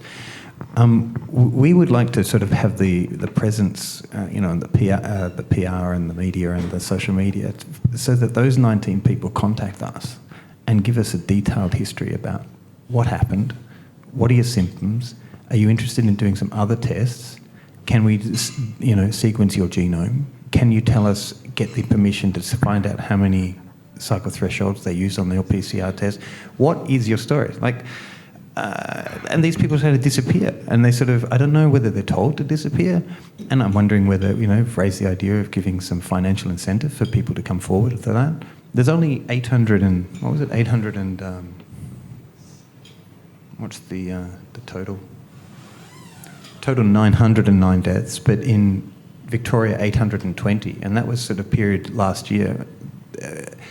You could access the death certificates and the details of all of those. You could speak to the doctors who actually signed on the death certificate. It's not actually very hard. It's been done in other parts of the world. These are the kind of things that you could do to actually access the data to then make an informed decision, have the knowledge, and therefore make it sort of a wise, common sense judgment on this stuff, and to portray that reality to people. Well, good news, Eamon. I have a FOI request in, thanks to those people who their job is to code in the hospitals. So every single case of COVID, she's a watcher of Discernible, she helped me put this together. Every single case of COVID for all of last year up until December 31st, DHHS has advised me that they've approved the request, and they're going to have the data to us by March, and it's going to show every case de-identified, age, comorbidities, length of stay, entry date and exit date to the nearest week, whether they died. So we're about to get a dump of data. I'm going to need your help going through it. Well, that's great, because that's what some of the doctors have done in other parts of the world. They've actually got FOIs, and some of the FOIs have been passing it around to us, and it's fascinating. The most recent one was... let's say the UK deaths. I'll just give you this stat. This is fascinating. I mean, prior to us writing the letter in September, I reckon I spent, and there's a few of us that just sort of got this bug to sort of go, something's not right, and poured over the data. You can actually get it. Like, you can actually go to these Sentinel centres. They publish all their data on a weekly basis. In fact, I don't know if many people, they hide this data as well, but you can actually get it. And some of the information that's available. And when we quoted it, it's interesting, when we quoted in our original letter, there was rumours going around that we'd heard back that we'd sort of breached their, there was some sort of, what is it when you get access to information that's not allowed to get access to? The privacy or confidentiality? Yeah, but some of that we'd sort of got this. And I was like, no, we just got it off your website. It's hidden. But it's there. But it's there, And so when we publish the graphs, which are really quite, astonishing, and they're still available, like you can get it every day. Every day they publish it. I've got it up on my thing at the moment. Complete details, like 13,478,541 tests have been done as of the 11th of February. Everything is detailed. So 820 deaths, 20,460 cases, 54 deaths in New South Wales, right? 28 of them were in nursing homes, about 50%, and 13 further were in aged care in-home residential stuff. So that's kind of interesting. So we sort of said those details, and we said, how does this compare to influenza the last year? And everyone got really upset. That was another thing that couldn't be spoken about. Whenever you raise the issue of influenza comparison, everyone just shut you down. It really bothered me, because I kept writing to my colleagues and stuff and go, explain to me why. What's the difference? What am I not... And I assumed the whole time, I'm missing something. I'm not that smart. What's going on? Did you get an answer? No. This is the problem. There was no answer. Like, nothing came back to someone... Like, these are like the senior ID guys and epidemiologists around town, really good statisticians. And I think, why aren't they writing back? Why aren't they giving me an answer to... Because it was a genuine question. Because I didn't know. I'm thinking, everyone's saying this. What's the difference? Anyway, so the UK figures... so even that SAGE came out just a week or so ago, they published their document to say about 100,000 deaths from COVID. They're claiming, and that there's equivalent number of non-COVID deaths due to the responses to the COVID. So it's like a 50-50 split. Has everyone read that? So that's come out. But that's if you take the 100,000 to be the case. The FOIs have gone out and they've been released, and they've said, okay, what is the real COVID death, right, in comparison to influenza? This is up August 2020. And what I find astonishing reading this was that the influenza deaths is written down, this is in England and Wales, as 4,572, right? But COVID deaths, where it was only COVID deaths and not due to the other things, a bit like what they found at the CDC, the 6%, was 4,400 and da-da-da-da. less than influenza from January to August. And that's an astonishing figure to me. Like, that's what FOIs can get. You go, that's coming from you guys. You can't actually lie when we ask you the question because it's there and it's whatever. So the data matters, you know. It's also then what that means and then presenting it is important as well. But I think that's where the problem with the balances come in, because that's not being presented widely enough for people to actually understand that, and only certain people are getting that information. So then the problem is that's getting censored effectively, which is the issue. So if that gets around, I think more people start critically analysing that and thinking, okay, we're being lied to or something's not right, and these measures are then archaic. And this is what comes back to the legal question. Does the state of emergency, what is the trigger? What is the threshold to qualify that? And it has to be based on something objective, right? So you still have to say, we're doing this because of these outcomes, these hospitalisations, these deaths, these things. So it's based on something real. It's not just a vibe. So you need to have both sides of the equation. You have to argue the law, where's the threshold, but it has to be based on something. And so presenting that information, that data, in combination with a sort of a legal voice that can articulate it is, I think, quite crucial. And I think that's the way in which the attempt should be made to question the very status of state of emergency and what is the threshold and has that threshold been met. Agree, because then you're comparing figures of something that we thought influenza standard, normal, we're all used to it. Now you're comparing it to COVID when the death rates are effectively similar or less. Why are we all under these restrictions, and why are we giving the government the right to put us in a state of emergency or a disaster effectively to amplify the restriction? So arguably there's a strong case around it, but the problem is it hasn't worked. So far it hasn't been done, at least in that department. But I think bigger, it's just being censored out. And maybe we just haven't had the right people pushing it forward. But that is a problem, because what you've raised is a huge issue. But again, as you've been shut down, the average person is probably going to be shut down twice as quickly because they're going to be criticised. I didn't realise they've been shut down. Sorry? Where did that happen? I have found that, you know, I've presented the data about the flu, and because it hasn't got that big emotional clout, because we're used to it, people still don't see it. They don't take it in. I mean, they should, and some do, of course. But it hasn't got the same level of fear or hysteria, I might say, as the flu. And as you pointed out in your letter, you know, the much more common causes of mortality like cardiovascular disease and cancer, you know, driving a car even, people don't seem to be afraid of that. And I think this virus has caught people's imagination because it's tapping into a fear. They don't feel they can control it, but if they smoke 20 cigarettes a day, they feel some level of control. Or if they drive a car, they've got some control. Whereas this virus, you know, it's loomed in people's minds as something that they have absolutely no control over. So it's caught their imagination more than things that we've been used to as common causes of mortality and morbidity that have been around for a very long time. And, you know, I was walking by the McDonald's drive-in the other day, and this is a classic that, you know, I've seen people sitting in their cars by themselves with their masks, and that's a right to do it. But then they're going to get their Happy Meal. And, you know, we've been given a very distorted picture of health. And rather than, well, this is what you can do to boost your immune system, stay healthy, to, you know, promote the function of your parasympathetic nervous system, why haven't we had a blitz about that on the nightly news every night? You know, why hasn't our fear been calmed down? Because that is good for our immune systems if it is. I think there's a good quote when you say, how long will this go on for, Samir? The limits of a tyrant are prescribed by the endurance of those whom they oppress. So, I don't know, what are we going to do about it? 20th, on the 20th? Well, look, this brings us into the next question about predictions, okay? So I'll just wrap up Katie's questions with Alex. So let's get a mic to Alex for question number 19. But we're going to ask about your predictions, panel, for the future, the next 12 months, 5 years, 25 years. What do you think is going to happen? And let's have a listen to Alex's story, which I resonate with greatly.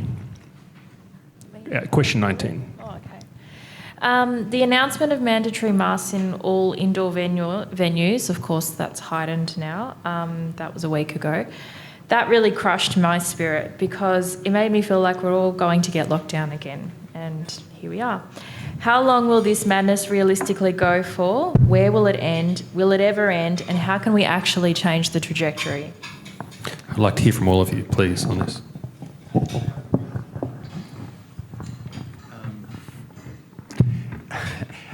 It's interesting. I was saying to my wife on the way here, and I've said it to a lot of people. I'm kind of interested. It's almost like a game. It's like, at what point? Where's the point where Aussies, Australians, will kind of go, hey, wait a minute, that's enough.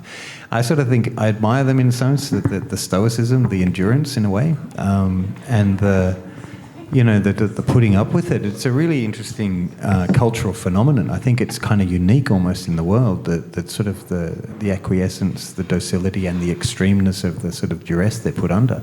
New Zealand. Yeah, New Zealand. Yeah, cousin. Oh, okay. I know, you probably all know Gigi Foster. She's writing a chapter of the book, and part of it is the question. I think the heading of the question, or part 1 or part 2 of the chapter, was why so meek.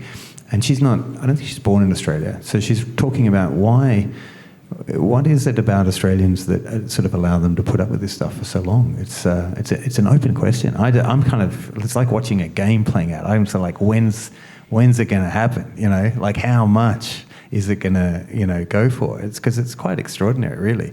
I'm really kind of impressed, but sort of terrified by the fact that people just sort of, shrug their shoulders and kind of get on with it. I don't know. For a few conversations this afternoon and this morning, I think it's changed a bit. I don't know. I don't know if it's going to be this one or the next one. I'm not sure.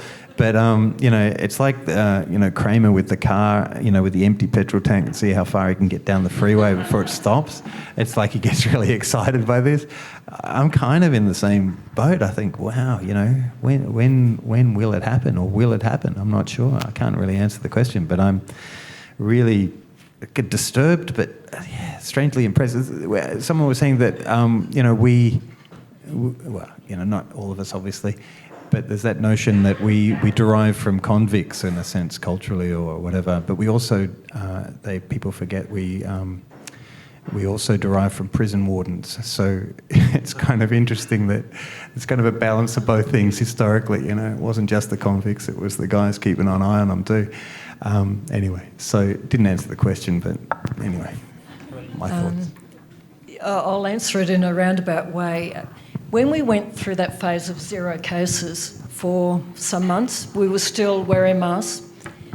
I was very concerned about 0 cases. Firstly, how can you have 0 cases on a test with well-known false positives unless they turn down the cycles of amplification? I don't understand.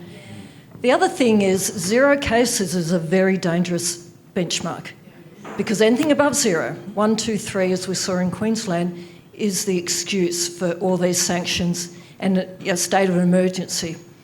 So, if we had 10,000 cases, we'd maybe be a bit more blasé. I'm not suggesting that's a good thing, of course. So I think we've been trained to, react hysterically. What if we tested everyone for flu every flu season? How many cases would we have? Quite a few, wouldn't we? Well, it's interesting. So as a comparison, the US, the testing numbers for influenza I can get up, but the numbers I can remember from the US, they test about 1 million a year, right? Of which 200,000 are positive, of which they predict that 50 to 70 million plus have got flu. Okay. Right, so that's the sort of testing thing. Yeah. Compared to as I said, almost 14 million here for one test in a year's time, which is the testing regime. And I've never known mass testing of the whole population before, ever, of the largely healthy population, nor quarantining the healthy, of course. Yeah. Can I just make kudos to Matthew and the work that he's been doing. I became aware of the legislation change that went in there because Matthew pointed out on his show that said even if there are zero, I memorised it because I was telling it to all my colleagues, even if there are 0 cases for a period of time, right, how absurd in the infinite on the 0 and how vague and infinite on the other side that was, and how dangerous that was. And yet it went through the legislation. It was written in black and white, and no one was terrified, except for obviously a few people, including Matthew. But that is the law still to this day, isn't it? 0 cases for a period of time. Can I point out an absurdity? I heard parliamentarians point to that updated Public Health and Wellbeing Act. It said, look, it's right there in the Public Health and Wellbeing Act, even when there are 0 cases. I'm sitting there thinking, you bastard, you wrote that pissy little... Anyway, update quickly on the state of emergency. The reason why I haven't talked about it is it's been kicked down the road for another few weeks, so we're looking at early March. And another aside, state of disaster needs to be redeclared. It's not on at the moment. So in order to enforce the 5 kilometre limit, from what I understand, that was done under the SOD, sitting on top of the SOE. So he'll definitely declare it, but he's not doing it in the media. He'll probably just sign a declaration. So keep an eye out for that. It'll be lodged somewhere. I'll find it and publish it. But more to this question, Samir, how's this going to end? Is it ever going to end? Well, firstly, I spoke to Matt a little while ago before New South Wales introduced the mandatory masks, and I was complaining about how bad it was here and how good it was in New South Wales and how we're not going to do it. And that really shut on me, unfortunately. It turned around pretty badly. But what annoyed me the most is I thought, people won't follow it in New South Wales. People won't get scared. They won't get into the dogma and they won't do it. But they did. So ultimately, what's the problem? 19 is first. Why are people following it? Because they think it's the right thing to do. And if they keep thinking that, it won't change. So this is where the information from you guys is very important to tell people, no, it's not the right thing, or at least we don't know it's the right thing yet. Well, it's not the right thing. There you go. No. So don't do it. So maybe, again, the government's wrong. And quite frankly, if everyone stops wearing a mask, they're not going to fine everybody. Invasion Day protests, yeah. Yeah, that's right. Numbers. Numbers. That's the only way through this. That's it really it. is. And I had this issue where I have this my top on, which effectively has my business name on it and my legal firm name, and I walk around with that in trackies. And the cops came up to me straight away when I wasn't wearing a mask. And funnily enough, my colleague, our friend, was a doctor, a junior doctor, so she wasn't really going to say much, but she was a doctor. I had the mask off in my hand. They asked me why I didn't have it on. And quite frankly, I said, because I need to breathe. Probably wasn't the smartest thing to say, but that's literally what I told them. Now, firstly, I have this antipathy with the police. It's a bit of an up and down relationship. I don't trust them in the first place. There's other reasons for this, but 4 of them approached me. All 4 stood around me and said it. So automatically, I went into defence mode. And quite frankly, in New South Wales, the reason you don't need a medical certificate to not have a mask. You just need a legitimate excuse. So I have asthma, or at least I did. I think I still do. So I think that's good enough. And they couldn't really actually do anything. So in New South Wales, it'd be very hard to enforce if anyone actually fought it. But it's the same Victoria. Exactly. Yet no one is actually using that and saying, well, no, maybe I have this or maybe I have that. You don't need a medical certificate. You just need to be able to use the right words at the right time. But when police obviously come to you, you don't do it. So again, it is numbers. It is effectively numbers. Yeah. I think a big thing about the mask too is, yes, I'm sure a lot of people think they're doing the right thing, for sure. But I think a lot of people don't want to face being confronted, being accused of killing someone's grandmother. And that comes back to our fear of being rejected from the tribe. So I think a lot of people are complying for that reason. But you get used to walking into the supermarket without a mask and you just... and the shocking thing is that as long as we need to keep it that way. We can't have people getting used to walking into shopping and thinking this is normal to wear a mask all the time. Well, it is normal already. And that's for the problem. People. It is. And I still haven't got to that stage. And I'm hoping, or everyone here, I'm presuming, is not. But I really want everyone in general, in Australia at least, to not think this is normal. There can't be. You can't have something, but as you're saying. It is the new normal. It is. COVID normal. Yeah. Come on. Get in line. Yeah, I think it needs to be, again, it comes back to information. I think it needs to be pointed out the information that is available, the evidence that is available, that it is actually harmful, particularly for children. This is the case is in for this. And it's just a matter of how you get that information to the appropriate places, Department of Health, Department of Education, and also particularly, I think, to schools, to say you're actually harming the children, and the evidence is there. We can point to it. We're not just making it up. Everyone probably knows the Kochi study. Yeah, so that's the only study. I mean, they've never done it before, because when do you mask an entire population of children? Like, imagine getting the ethics approval to do that study to find out whether the masks are good or bad for kids, you know? But they've taken advantage of the situation and they've done the surveys. Sorry. It's also the psychological side of wearing a mask. I mean, you know, imagery is very powerful, particularly in children under the age of 7, because, you know, they're in a hypnotic state and they take in these impressions very literally. So it's given that impression of we are sick, you know, we're helpless and we're vulnerable. Now, I know a lot of people are walking down the street thinking, no, that's not affecting me, but we're actually suppressing, you know, a natural objection to have something over our nose and our mouth, you know, a main source of air. That is very unnatural. So a lot of people are actually suppressing their natural revulsion to that, and that is turning on and off genes. And I'd be really interested to see what illnesses are going to turn up further down the track. And I'm talking from my understanding of mind-body medicine and how what is in our mind and our subconscious mind, how that affects our health. So I'm concerned about that aspect. Aside from how people can believe that having a dirty piece of material over their mouth and nose is somehow good for their health, I just don't understand how that's been... Sorry to crash the party, but let's do a bit of self-reflection on question 21, because we need to make some admissions of error. For the longest time, when we had lots of cases in Victoria, we were all saying they'll never get to 0. They'll never get below 5 cases. And they did. We were also saying lockdowns don't work. Yes, you know, they cause immeasurable harms that probably outweigh COVID, I get that. But we were saying they don't work and they won't stop the spread. It did. So what do you say? Well, I should let Katie ask this question. Katie, can we get a mic to Katie when you can? Josh down the back. I'll let her ask a question and then I'll... I was trying to you said, how you put the thing up about asking questions and trying to be on the other side to try and reinforce... Anyway. Yeah. Considering that the vast majority of Australians appear to support the government's narrative of and response to the situation, could those who don't agree be wrong? Thank you, Katie. So is there any room for us to be wrong in what we're saying, guys? Because we were wrong when we said they would never, ever, ever get below 5 cases rolling average, and they did. Well, it depends on the cycles of amplification they use for the testing. I mean, you know, they say that. Of course we can be wrong. Anyone can be wrong. 100%, absolutely. Except me. No. Yeah, so we can be wrong. What I really want to know is, what are the weaknesses in our arguments? Well, if I can answer, you mentioned lockdowns. Yeah. We know there was a downside to lockdowns, you know, at many levels of human experience. And it's not all about survival, it's also about quality of life. We're so focused on survival.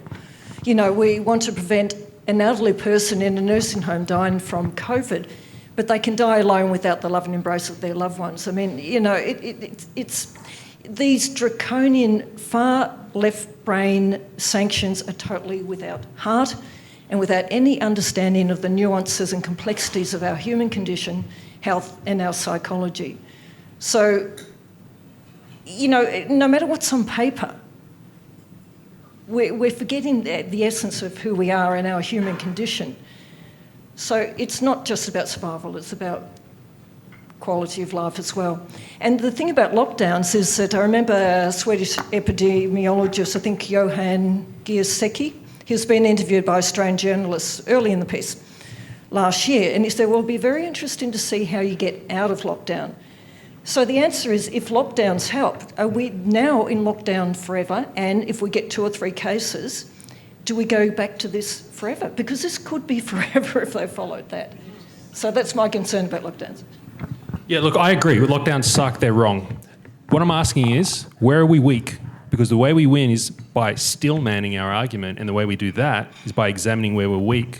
And we are very good at putting up a spirited defence of why we're right, and they all need to listen. But it's not working. They're pointing and they're saying, see, told you, you were wrong. Where are you now, you anti-vaxxers? They did it to me when I did the fines post. They're withdrawing all fines. Even though I put out the age got it wrong, I'm sorry, I got it wrong. How do you feel now, discernible, was the cry. And they're right. I was wrong. How do you feel? You just need to push even harder. So you just tell people, don't bloody pay the fines. Don't pay. Let them come at you. But if enough people do that, then you should be all right. But if the majority of people pay, then everyone else kind of has to as well. So it really comes down to the masses and the opinion of the masses. So firstly, everyone can be wrong. Everyone. Except certain people in life who will never admit it, but even they can be wrong. The point of it is, when we are wrong and when we've been proven wrong, is to rewrite the narrative. It's to figure out where you were wrong and why, and change, as opposed to being stuck. But ultimately, one of our strengths would lie in understanding that we can be wrong and that we do have weaknesses. If you don't understand your weaknesses, you are weak because you don't see it. And yes, we can be wrong, and that is the risk we take in speaking out. That could happen, and we know we take that risk. That it might be pointed back to us in many ways. That's an inherent risk of giving an opinion. So we'll see what happens.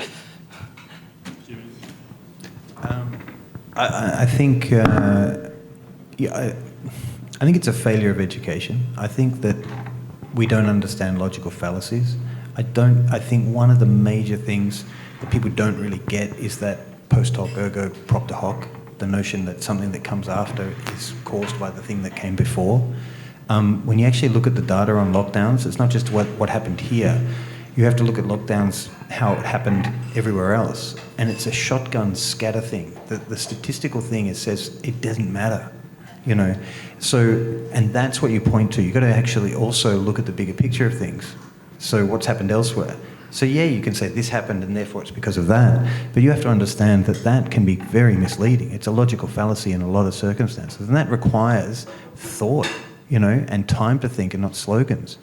And also it's about objective. Like we were pointing out initially, it's absurd to go to this eradication thing. It's just an absurdity. But then they were like, oh, but maybe not. Maybe, smallpox, blah, blah, blah. But it's like, okay, to eradicate a viral airborne illness, respiratory thing like a coronavirus, you're going to eliminate this from the planet so you can't pick it up on any PCR testing, and you want to go to zero for this? What's the cost of achieving that objective? Why? And how much does it cost to do this? It's like, we're going to choose to do something really, really crazy, right? Really absurd. Yeah, are you going to do that? Okay, maybe we can, but geez, a lot of people are going to, so it becomes about the wisdom of the objective. And also that understanding that something that follows something else doesn't mean it's causal. I totally agree, Eamon. The whole idea of trying to obliterate a virus out of existence is totally based on misconception. And the way we've got around viruses is learning to live with them, which we're doing the absolute opposite of. So, we're in a sea of microbes all the time. We have trillions of bacteria, viruses, etc. on our body, in our environment. We're meant to. We co-evolve with them, and they're absolutely essential for our survival. We wouldn't exist without our microbiome. So this idea that we fight the enemy all the time is based on a misconception, because, they are helping our survival. The other thing is, for our immune systems, we need to have that constant interplay and reaction and being in contact with different bugs. And I think some studies showed that, a fairly good percentage of people had pre-existing immunity to SARS-CoV-2 who hadn't been exposed to it. I think there were 6 studies on T-cell immunity related to their exposure to other coronaviruses, common cold viruses. So this is a constant thing, that we have this interplay all the time to hone our immune systems. It's like a muscle. If you don't exercise it, it atrophies. It's the same with our immune system. So this whole idea of mask and gel, wrapping the world in plastic and all of that is very misdirected.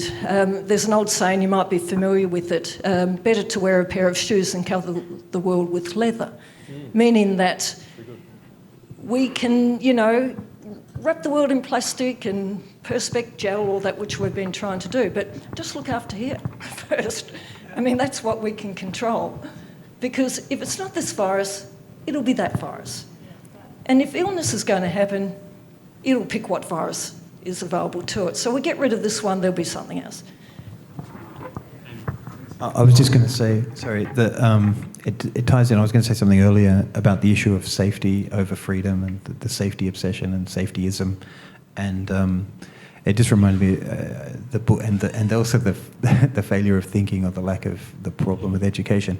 Jonathan Haidt is an American author who wrote the book The Coddling of the American Mind. I don't know if anyone's read that, but it's very good. But in that he raises it's not his concept, but the concept, the phrase of anti-fragility organisms that human beings are, that if you take away that, you harm them. So this is that notion of the anti-health approach, stay inside, don't engage with an environment that is meant to test you and push your immune system.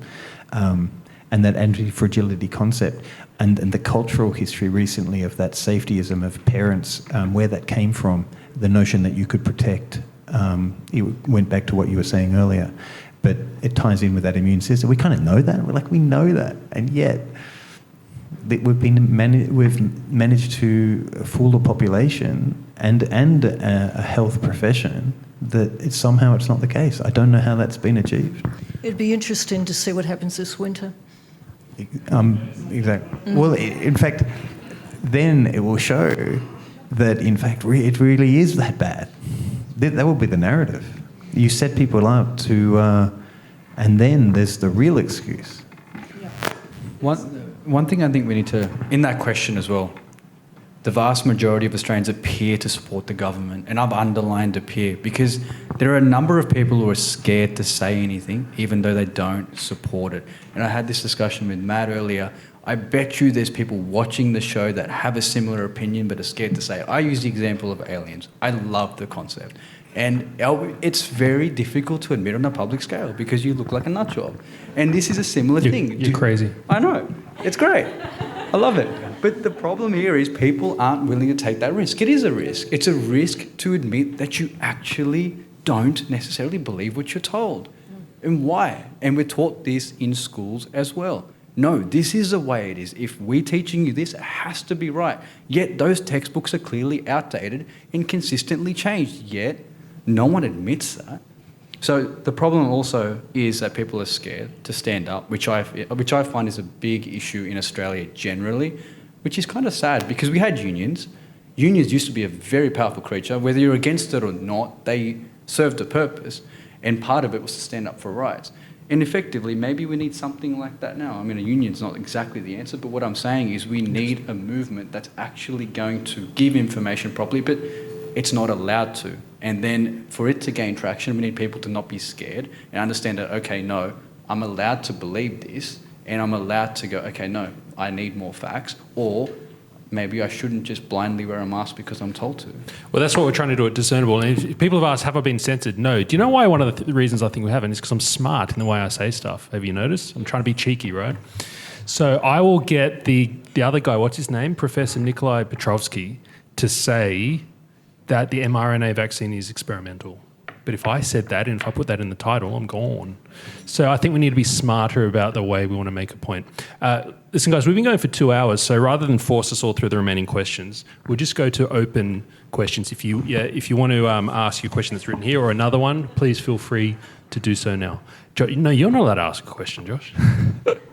No, go ahead. Ask away. Alex. Sorry, I've asked a few, I know. Given that everyone in this room and people with similar opinions are probably free thinkers, which means we're somewhat disorganised and disjointed, who's going to actually organise us, unite us and throw our numbers and create that power that Samir's spoken about behind a single narrative or directive so we can actually gain some traction? There is people doing it. I mean, Matt's doing it. There's Matt's doing it. There's other Reignite Democracies doing it. There are people that are doing it. It's just that we kind of need to follow them and push it to the right, push it to others to do so as well. Like, I mean, this is only a start, obviously, and Dr. Ammon was speaking about other solicitors doing the same thing and other movements in the law fraternity and law profession as well. So it's not like it's just going totally unnoticed, but I guess it just doesn't have the strength at this stage of a grassroots support, or at least, again, appears to not have that strength at this point. So we just need to keep getting numbers and keep pushing it, whether it's through Instagram or other methods, and probably word of mouth, to be honest, because it's harder to censor that, except in Victoria we can only go 5 kilometres. So I'll try my best in New South Wales tomorrow, whereas you guys wait 5 days to do it, I guess. I'm going to ask my question if that's okay. Yeah, and then there's you can see where they are. Yeah.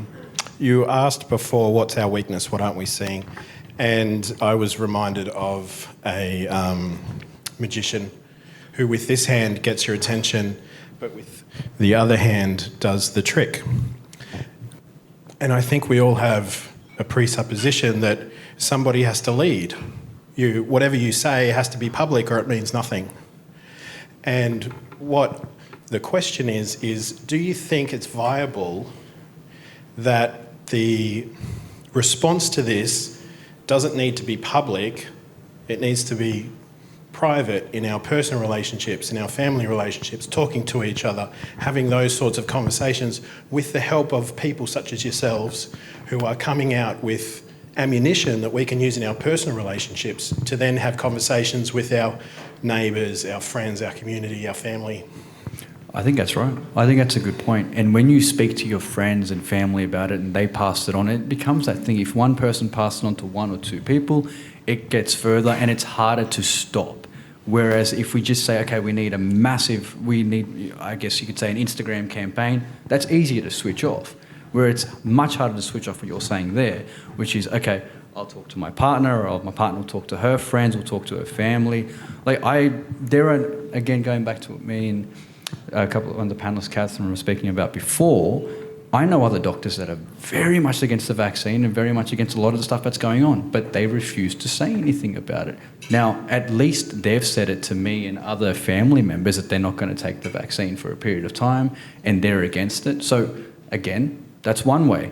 They're still educating, but in a different way. So it doesn't have to be a massive campaign straight away, because even for that, once you have the grassroots ground numbers, it's much easier to push forward anyway. So I do agree with that. I think it needs to be very private ultimately, in that we have to do the internal work, because, I'm of the belief that everything out there is a reflection of something in here at some level. So if I don't look, quite hard at that, or at least reflect upon it, then it's not going to change my reality at all. So I think at every level, some people are compelled to speak up. Some people amongst their friends, some people will sit in meditation. So I think they're all useful. There's another couple of questions.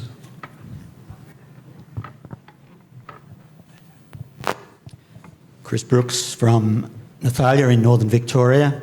Hey. I'm a little puzzled that there hasn't been more discussion about the questions raised right here beside me. Over here it was mentioned that we're really dealing with a political virus. And that means really most of the discussion about health issues is irrelevant. A political virus has to have a political solution. We've actually got a constitution and we've all got a vote that we can use every day of the week in a whole lot of powerful ways if we actually take it out of our pocket and use it every day. I'm constantly amazed that nobody has mentioned here, how are we going to impact upon the people that have got the responsibility, which is our representatives. I've been diligently going to my local representatives and they tell me nobody else cares.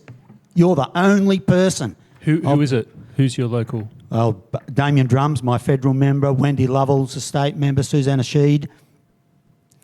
Mixed results.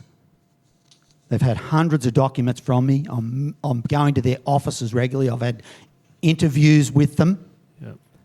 I'm moving the line, but I'm puzzled why that's where people don't work out. That is the vulnerable point. What if 10 people turned up and demanded their representative stand in front of a camera and a microphone and explain what is going on? All of these anomalies and contradictions and absurdities and puzzles. And what my political representatives and their staff members tell me, we are following the health advice. Yeah. That's all they say. Did you have I agree with you, but do you have a question I can put to the panel?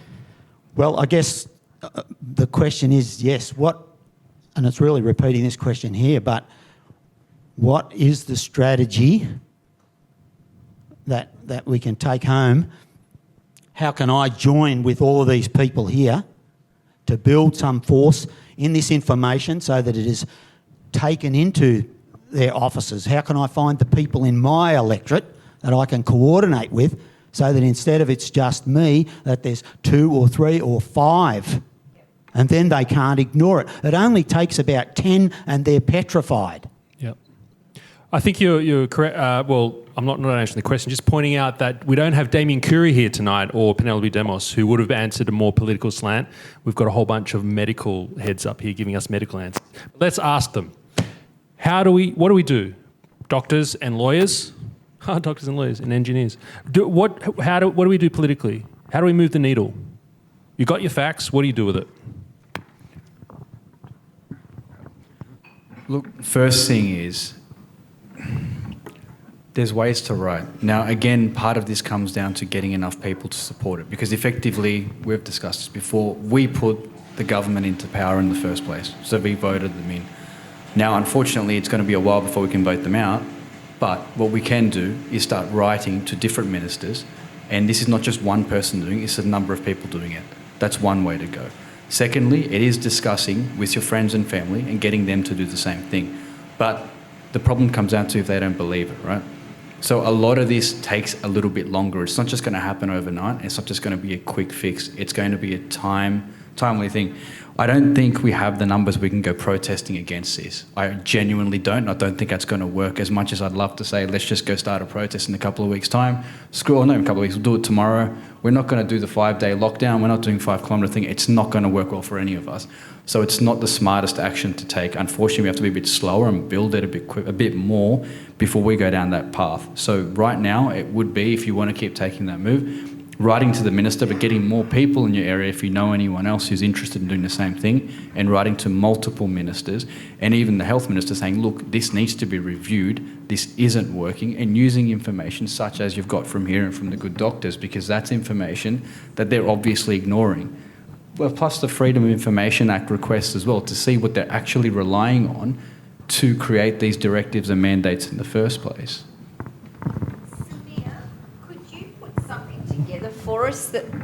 Could you put something together for us so that we actually know what to ask for?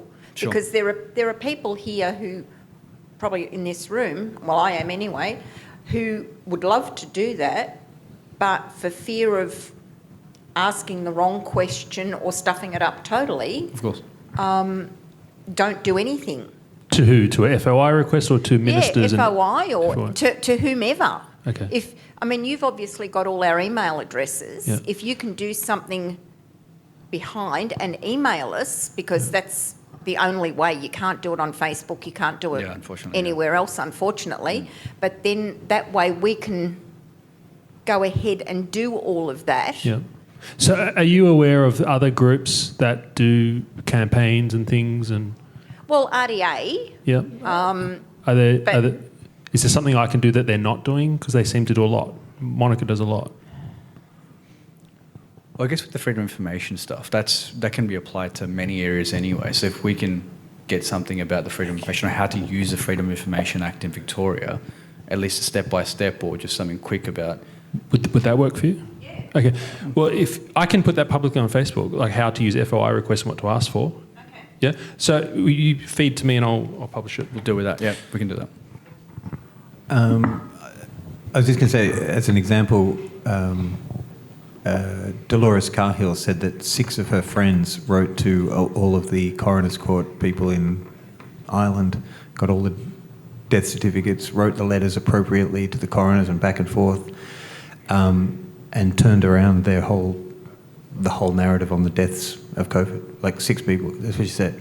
She went to the lawyers first. Sorry, Samir. They weren't much help because they went, it's too hard, money. you know.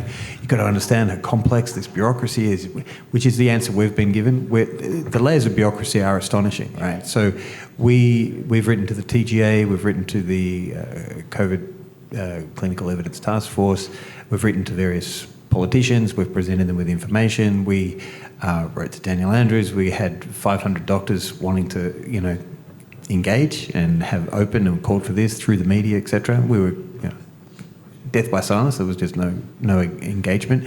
2 of our doctors actually finally went to go and to see the health minister in Victoria, not Jenny Mikakos, Martin. And you got Foley? Foley. Martin Foley, isn't it? Yeah. They went, and I said, it's going to be pointless. They were quite keen. They went. It was pointless. So engaging the, I've got an appointment with a few, we've been engaging Greg Hunt and Katie Allen and making appointments to see them, presenting the information. But, you know, you got to actually, that system, I think, is very problematic because it has been set up with an extraordinary complexity and resources and things. To negotiate that is quite difficult. I think the numbers do matter, but trying to engage them with evidence and facts and sit down and whatever and have a conversation is extremely challenging. That's why they're sort of going down the legal pathway to sort of force that thing, or to go the sort of public sphere, public relations thing. And there's some ideas about how that could be done, and it requires a lot of money and a lot of resources and a lot of imagination and creativity to make that sort of Greenpeace moment where everyone pays attention. So that it's being worked upon and people have got, various ideas, but it's it would be great if it was a matter of just getting 10 people to turn up to, various places. That's a hard thing to do. It's a hard thing to get Aussies to do much because they're disengaged from the political process. It's like they do their thing and we'll just go down the beach, we'll watch cricket, do your thing, we'll leave us alone. And that's been the whole modus operandi. And you never really thought that they'd sort of do the things they're doing and then encroach upon what you want, how you want to live your life. So it's sort of suddenly changed, and so no one's really equipped. How do you, like your local member? I mean, most people wouldn't. Maybe they know them, but they've never met them. They've never gone down there. They actually have an office, but no one actually thinks I'll make an appointment. It almost doesn't ever happen. But maybe it requires a change in culture, like the questioner was suggesting, and maybe it is possible to shift that culture. It's hard yakka, I would imagine. Does anyone feel like a pumpkin? Cinderella at midnight? Yep. I'm just watching that. It's 9:17 and I'm thinking, I'm just getting a bit nervous. Mr. Ken Phillips. Sir Ken Phillips, who does great work from Self-Employed Australia. They do some great I'll just plug you for a second. They do great campaigns where they draw together some pretty powerful people who don't want to be known in public, but they are fighting what we're doing. And this man is brave enough to be the figurehead at the front. I don't know why you're not afraid of the bricks through the window and stuff, but... The question I've got, and I've heard the frustration here in the room, there's a very simple thing in campaigning, that you have to know what your end result is. Now, I haven't heard that here. And the end result that the other side are delivering at the moment, as far as they're concerned, both from a health perspective and the political perspective, is there's this terrible thing and we will save you from it. Now, if what we're offering is we won't save you from it, go home, because you haven't got a hope to get anywhere near it, near something. And in campaigning, because this is a political, and all of the health authority people are political, you don't win a campaign if you don't deliver to the politicians and the people in the political system a political outcome for them. So you have to have two things. You have to have clarity about your own outcome that you are delivering in a policy sense, and that has to be a credible outcome, and you have to be able to deliver to the political system a benefit to the political system and the people in the political system. So there's a number of steps to go down that line, but the weakness that I hear here is that there, and I haven't heard it, what in the policy sense, and we're talking a health policy sense, is the outcome that we're saying is the end result that needs to be achieved. And it can't be an outcome that says we're not going to save you from COVID, because that's just not going to fly. What is our end goal? What is our outcome? I thought it would sort of give people's lives back, give them a real sense of what health is, and to say that this approach is from start to finish anti-health, and that becomes an argument about. I understand it's about the optics, and I understand that, but you have to sort of assume their position, do you? That this virus is what it is, the outcomes are what they are, and this is what's necessary to do it in order to stop those things, and you need to challenge those things, I suppose. But then, with the idea of actually representing reality, or what a genuine understanding of what health is, and how one should live our lives, and the fact that. I don't know, that I would have assumed it's a question, I suppose, between safety and freedom. Is freedom a more healthy existence? But I understand. Often the complex is harder to sell, and the reality is harder to sell than a fake concept that can be reduced to 3 words. It's a good question. I'm a medico. I don't think like this. I don't think. Can we like get a this. mic back to keep on Ken, because I want to see if he's satisfied with our answers as we go. Yeah, I'd be very surprised if he wasn't. Because the political guy asking the medical guy. What do you think? I always liken if I go to a surgeon and I've got a tumour, and the surgeon gives me this medical explanation about what's going to happen, I go, yeah. But if the surgeon says, look, I'm going to drill a hole in your head, I'm going to put a probe in, and I'm going to pull this thing out, and if I fail, you'll go blind, I go, okay, I get it, right? Yeah. I get it. Yeah. Right. If you can't deliver the message of what you want, it is much, much harder to explain something simply than it is to explain it in a complex way. It's a much higher level of communication. And if you can't get that political message in its simplicity, don't even start the fight. I saw there was a message tonight. I sent it to a few of my friends because one of them was maybe going to be going on Sky News tonight. And there was just 3 words, and it just said, lockdowns take lives. Right, bang, 3 words. I thought, that's quite clever because it changes the saves lives because it takes lives. Whether you go down that aspect and you play the game of fear in the other way, is it an emotional message that you do this, your health will be worse off? I don't know, but this is where the PR, the media people, the advice about the language, the messaging and all that sort of stuff, you contain a very complex thing and you put it into something that you can deliver. That's a difficult thing. That's what people like yourself and people who work in that sphere do.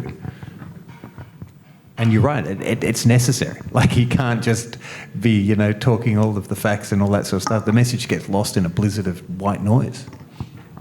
We'll come to you next, sir. Catherine, what's our end goal? What do we want? My end goal is to have people, as best they can, if they have the capacity, to have ownership of their own decisions about their health. Simple. And stop handing over, take advice from, but stop handing over the authority to other parties. And that does take a lot of self-responsibility. But I don't know if there's a simple question, because we've been led by the nose to this point, at least 100 years, when the problem, reaction, solution paradigm was introduced by Rockefeller, I believe, or he had someone do it. So basically, that changed the face of healthcare. And it was based on, you have a problem or you'll get a problem. Reaction, fear, terror. We're seeing that now. Solution, here, take this to get rid of your problem. Western medicine is largely based on that. So that controls this whole reaction. So that needs to be changed. Now, can it be done simply? Probably not. I wrote a book about it. That was my answer, predating this. But that, to me, is people being educated to look after themselves. Now, that's not going to happen overnight. Obviously, it might take generations. I don't know. But Samir, what is our end goal? What are we trying to get here? People thinking critically. I think that's the simplest answer I can give. Actually think about what you're doing before you do it, and don't just do it because you're told to. So how do you sell that? So like the question is asking, what are you promising to the people? I'll teach you to think critically. Your liberty, really. Right now, if you don't think critically, you're losing your liberty. Slowly, but it's going. We already have.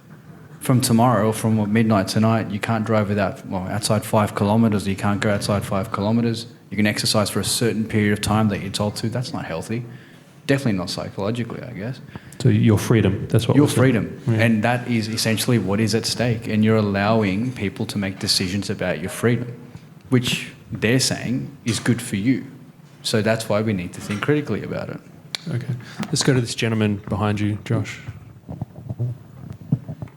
Yeah, just a quick response to the gentleman up here is saying it does, there needs to be a simple message, something that contains some hope, and I agree completely with that as a strategy. I've been impressed by the success in some parts of the world, and I've thought about it a lot. And the simple message, Corona, false alarm, provides an honest assessment, but it provides some relief to the public. If you can just convince people it was a false alarm.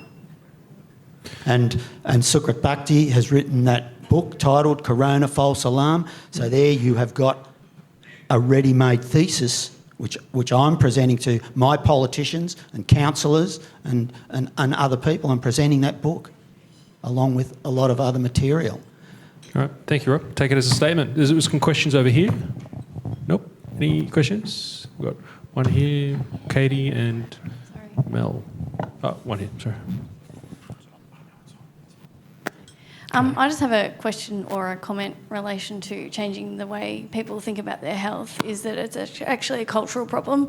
Is that it's been going on for decades where we've been taught not to take responsibility for our own health, that it's the government's duty in lots of campaigns that they run, in that you must do this to, look after your skin, you must do this, you must do that. So we're all constantly being told all the time that this is what the government is telling us that we must do in order to protect our health. So therefore we have a huge cultural problem that's been going on for decades and decades and decades where people don't take responsibility for their health anymore. It's somebody else's problem.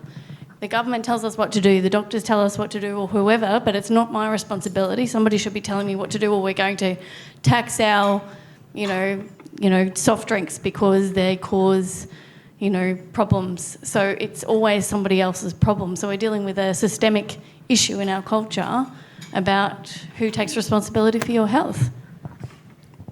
I'll take it as a statement. It was a statement. Thank you. What was your name? Renee. Thank you, Renee. I think...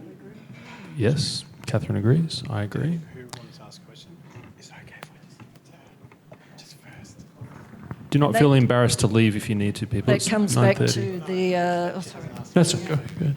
It comes back to that problem, reaction, solution paradigm, which has taught us to trust something external to ourselves, okay? A pharmaceutical, that's when the whole pharmaceutical industry got off to a start. And this has led us to the vaccine. This will be our saviour, okay? Which we know it won't. So that comes into not having responsibility. I will have this that will fix me, will save me. That's what I want to see change. So I 100% agree with you. And that's why people are lining up like it's Christmas to get this vaccine, because they think it's going to be their salvation, quite literally, a lot of them. And... it's taken us a long time to get to this point, at least 100 years. Where are we, Josh? Oh, is it me? Sorry. Mel. It's Mel. right? Yeah, me again. Sorry. You're Was that the famous. second People one? have been pointing out on Facebook where you talked about hydroxy being handed out like Smarties. It went down like a lead balloon on the night, but it's okay. Yeah, no, they loved it. Okay. But just the COVID medical network, for me, for a lot of us, when that happened, we were so grateful. That was like, okay, we're okay now because they're doctors that are, we trust them, and we're talking about how the societies want to hear from doctors, and there's a status of medical professionals. So, I've used your arguments, I've used your website, I've talked to my neighbours. What you say is what I use to engage with people because it carries weight. It really does. The law doesn't, unfortunately. The medical stuff does. So, and I'm not to put you under pressure, but what are the limits that the COVID medical network are prepared to go? I mean, is this going to get to a point where there's got to be a whole lot of disruption? Do we have to take on APRA? Or not? I'm not a doctor. Do you have to take on Taking APRA? on APRA. And I know you've already stepped way outside of. There's a lot of risk in what you've done professionally. I do understand that. So I'm not trying to put you under more pressure that you should be doing more at all. I'm just asking. Go full Sanjeev. Can we see 500 of you standing on the steps of Parliament? Optics are great. There's so many people that support you. There are a few hundred people in the city tonight standing against this lockdown. They got there at 7 o'clock. There are hundreds. I've just got some photos. So There are people ready. They want to. They know the truth, but they just don't know how to voice it. And doctors are I believe in this network, and I believe in our lawyers that are standing with us. I'm optimistic, yeah. Thank you. So how far will you go, is the question? So the cameras are rolling. The cameras are rolling, and you should speak into that so I can sorry. publish what you say. What's the name of your medical indemnity insurance company? Well, yeah, I don't know. Maybe there hasn't really been much. There's always that concern. I think most of it's that issue of fear, and that's why a lot of the doctors, not a lot, want to sort of be a bit on the sidelines because they are fear of APRA. There's a verb of being APRA'd, we've. I think I received a phone call from them. It's very interesting how it goes because they ring and they say, this is APRA calling, and you go, oh, no, what now?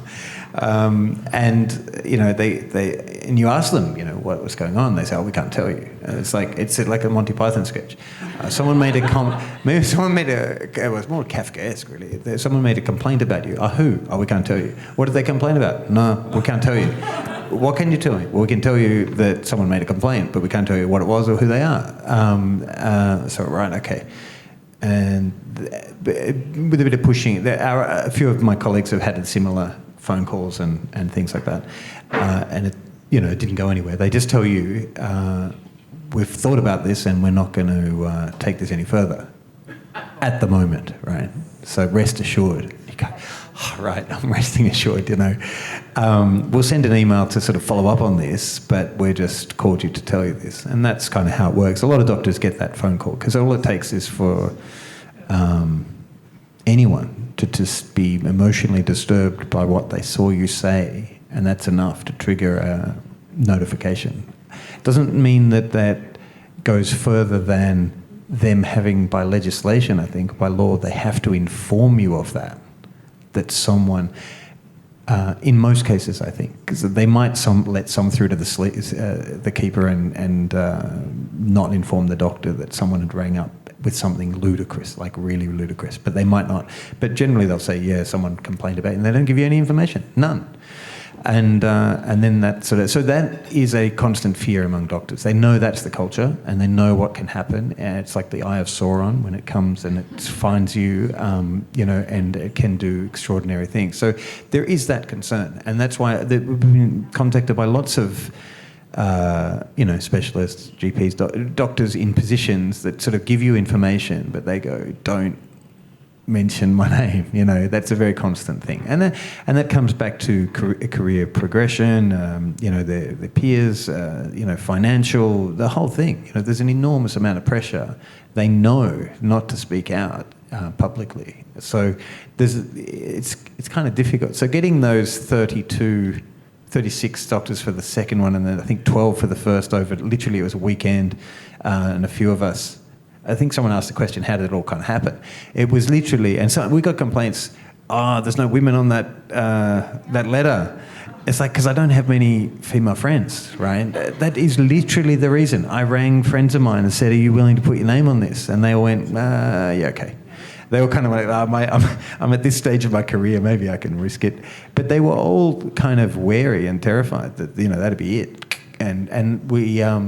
I didn't expect the positive response. I expected the sort of American frontline doctors' response, that everything was just going to come down, and you know, but it wasn't like that. It was actually far better than that, and so it was quite good. And then suddenly, you know, like there was, you know, over 500 doctors sort of signed up. If we had a good website and we'd kept it open for longer, we don't know where it would have got to, but we had to actually shut it down. So it was just getting crazy, and so. But yeah, it's very difficult to sort of, you know, the American guys, I've spoken to Simone Gold, and she's, in our latest newsletter we just sent out, it's up on our website now, the interviews with her from last Saturday and things. And we spoke to Zelenko last Monday, so I don't know if you know him from the hydroxychloroquine, and others, but yeah, so Simone Gold and her team, you know, they're, you know, standing out the front of Congress. But we sort of had these ideas that would be an interesting thing to do. How could you do that? You know, would you get, you know, Australians are very different, I think, to the Americans, to get them to do that sort of thing. We haven't put it to them because all the sort of strategies and the time and the effort is being sort of, you know, it's often the case there's a core group of a core group of a core group, and then, you know, there's a few people doing the work, and there's things to do, and that takes up most of your energy and your time. And what you can do and how you plan to do it, whether it's liaising with the lawyers, liaising with the politicians, you know, and then trying to sort of maintain the enthusiasm with the group and to do various things. And then, you know, what is the purpose? No one really knew, and who took ownership of the website and all that. It was all kind of like up in the air. So then we got sort of advice from people. In fact, Matthew was someone I asked and said, you know, how do we set up a company? Should we set up a company? Should it be this or that? And so we did that through some legal advice, and that took a while. And then setting up a bank account, that takes a long time to set up a bank account for a company that's limited by guarantee, I discovered. So all of that stuff is going on in the background, and you know, you'd like to be out there doing something exciting, but there's just this drudgery of setting something up. Our website has been set up and it's taken a lot of time to do that. Our main focus, based upon the American experience and what the other doctors, was to build a website that couldn't be taken down. So we took a lot of time and effort to build something, get in contact with people who could build something that was extremely well fortified, so that it could be a repository of information that wouldn't go away. That was like the main focus. And by doing that, it also creates a slowness. So something that moves fast is not so secure. Something that's very secure, like a fortress, actually takes time to do this. So there's a sort of story behind that. And so that it's a bit unwieldy, and we don't move as quickly as we'd like to. We had some social media support for a period of time. It was great. It was donated, it was volunteer work, and that's all it was a couple of young women who were helping out, but they're unable to sort of do that anymore because of their work demands. So we don't have anyone doing that. So there's an enormous possibility of doing stuff and getting that information out if you have the skills and the people and the resources and effort. So in a sense, I suppose that's a sort of a recruitment drive to anyone who wants to help with their skills and stuff. They're more than welcome, because it's a very small operation, and there's got a good faith behind it, contacts with a lot of people, but in terms of the sort of the main engine of the group, it's actually very, very small. Are you asking for volunteers? Correct. How do they get in contact? Email address, website, covidmedicalnetwork.com. There's a contact form there. Yeah, there's a contact form, and we've had some really fantastic offers. Like, people have said, you know, can we do this, can we do that? And even just the difficulty of getting someone to delegate. We've actually had some offers of people who are good at organising that sort of thing, to delegate, say, right, can you do this, and do that? So you almost need that person. There's been quite a few offers to do stuff. but then you need the person to actually organise them. And so we're sort of moving towards that. And we certainly and we've got a donations page now, and there's been sort of a lot of, very good offers, and we're hoping to put that towards even paying an admin person, a PR person. We were hoping to do, because a lot of people gave it a lot of time to do that on their own, and they didn't get any remuneration. No one's got any remuneration for anything that we've done. So yeah, absolutely. There's a lot of work that could be done, and you sort of see what you could sort of do, things like that. But yeah, it requires all of those resources, and we're sort of in touch with lots of groups, but nothing's ever come to.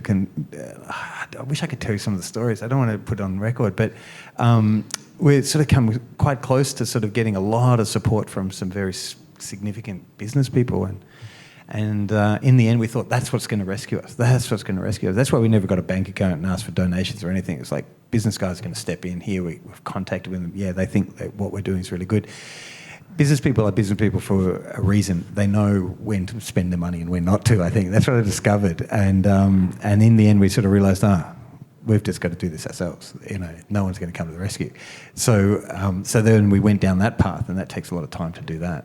So the white horse, knight or whatever, didn't arrive, but it was there, and there was some really interesting characters that we were engaging with, and but didn't quite happen. So COVID Medical Network, if you want to join the White Knight Force. Are there any more questions before I close out the panel? We have some up the back. Hello. Hello. I'm getting right away from that subject. I wanted to ask Samir, when you go out and you get confronted by the police, and is it better to just comply with them? I don't know, I have a medical exemption for not wearing a mask, and I have been asked for that, and I say I don't have to show you that, and I've been refused entry.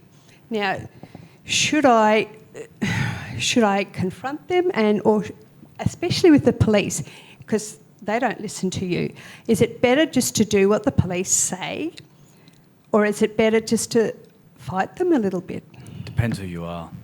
Yeah. That makes a huge difference. Yes. Depends what you're wearing, depends what you look like, depends what your ethnicity is. There's a lot of variables to that. And it's unfortunate, but it is what it is. Based on what you're saying, firstly, going back to that, where were you denied entry to? A hotel. So that's different. They have the right to effectively say you're not allowed to come in anyway for other reasons. So, but then the mask itself, no, once you've said, I have a medical exemption, that's it. They shouldn't be questioning you any further. There's nothing, you're not committing a crime. You've said, I have an exemption, done. Yes, you should, don't arc up. And I said this before, you need to be respectful, but very firm. And if you stand your ground, they'll back off, generally. If you don't stand your ground, they'll ask you more questions. So lawyers generally say to their clients, don't speak to the police. I don't agree with that, not for everyone. Sometimes it's better to do it, but you can't just comply with everything they say, because a lot of these police don't even know what powers they're using to be speaking to you. Now, in New South Wales, everything called LEPRA, which effectively is what the police are meant to do, their steps when they pull you over. I've had this a number of times, but they pulled me over, they haven't, going back to an issue that we've had with APRA, don't tell you why they pulled you over. But the thing is, the police have to. It's not like APRA, they're meant to tell you why they pulled you over. And I've had this discussion with a couple of officers. Why did you pull me over, officer? And then he just keeps going on about other crap. Why did you pull me over? So once I've said, and I had my friend in the car, please film. He was being a bit of a larrikin before that, but as soon as I asked him to film, his demeanour changed like that, because now it's on camera on his own body worn. And I told my friend before this, record what's happening. Now, someone that doesn't know that, it's very, very different. Now, we've had this discussion before too. Do you rip out your camera and start recording the police? No. You probably shouldn't, because it's going to exacerbate, or the situation is going to get worse. But no, you shouldn't just comply. Firstly, depending on what the situation is. In that mask situation in general, I've got a medical exemption. That's all I have to say. You just tell them, I don't need to show you any paper, I've just got a medical exemption. But going back to going to the hotel, that's a different scenario. They can deny you entry, and just like the work situation, you have a problem where the greater interest of the community is going to come into play, and unfortunately at this point it's a bit hard to fight that. What's your name? Delia, cool name. Sorry, were you going to say something to Delia? Yeah, I was just going to say that it's good to have a screenshot of the DHHS thing because it actually says it on their website. And I wonder often whether the police are even aware of this, right? No. So if you say, because it actually says you have to state your lawful reason, but you don't have to provide a permit or a medical, it actually says it there. So I would have thought, out of politely, you could actually say, but my lawyer told me that whatever. 100%. This is the position of the DHHS. This is the current law, and point that out to them because it's not out of being rude. I just suspect that they don't know, and most of the population doesn't know. I agree with that, and I think that's a good way to go about that specific situation. But then you're still going to get officers, and we've had this on the social media, that are told and don't believe it. No, sorry, that's not good enough. So it does come down to the individual officer too, because they do have some discretion. But you're spot on, right? Do they don't believe that you have a medical condition, or they don't believe that the law says that? That's hard to answer. Right. But I think it's the law says that too, because often sometimes it's hard to convince someone when they really think they're right, that they're wrong, even if you pull out that black and white screenshot.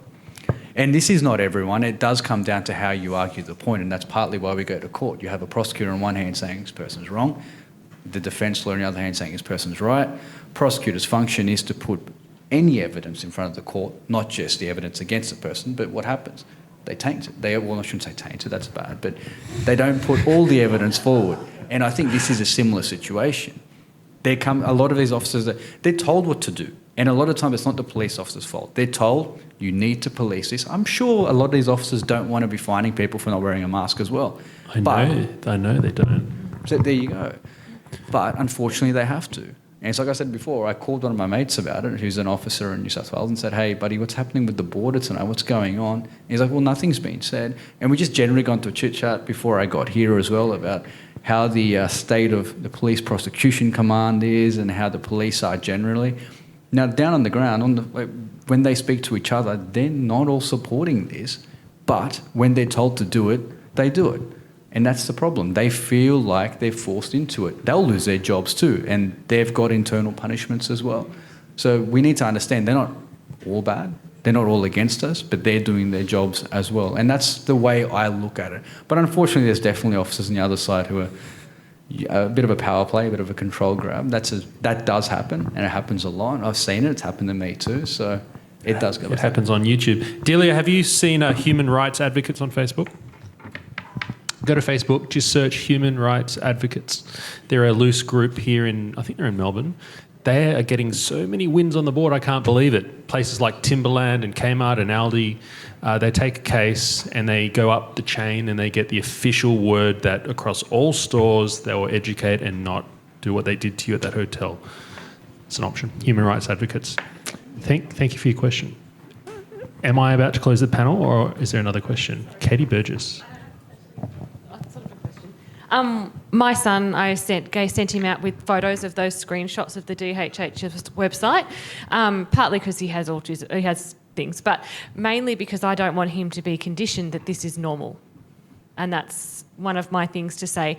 You can show this to people. Don't be aggressive. Show it to people. The other thing that was popping into my head was, I just looked it up, the poem, I don't know if people know it, First They Came for the Socialists, and I didn't stand up because that wasn't me. And a lot of people saying, we might lose our jobs, we might lose this, we might lose that. And yes, but how much are we going to take till we get there? And the other thing about my real question is, this could take a long time, and I understand that, but what are the effects of people getting this mRNA vaccine? What are the effects on the economy? What are the effects on our children? And how long do we allow it to take before we stand up to that? I don't know if that's a question that What are can the answer. effects that it's going to have? No, because they're saying, it will take time and things take time, and I understand that, but what is the payoff for keeping to weight to just keeping it personal conversations, talking to our family, talking to our friends, when these effects are going to have long-lasting impacts on our children and the future of our country and all that sort of stuff. I understand that some things do take time, but how do you find that balance between waiting and standing up and doing something about it? That's your question. But part of the problem is people need to see the ramifications before they. So it's all about reaction as opposed to being proactive, and that's part of the issue that we have. So now, if we know someone gets sick from the vaccine, or going back to law stuff, if someone's treated unethically or unequally, then people will stand up. But until they see it, they're blind to it, or ignorant or naive, or whatever word you want to use. So they just think it's just, you don't have to deal with it. So that's part of the problem, I feel. Yeah, I think it takes a lot of judgment as to what to do, and sometimes it can be a big mistake.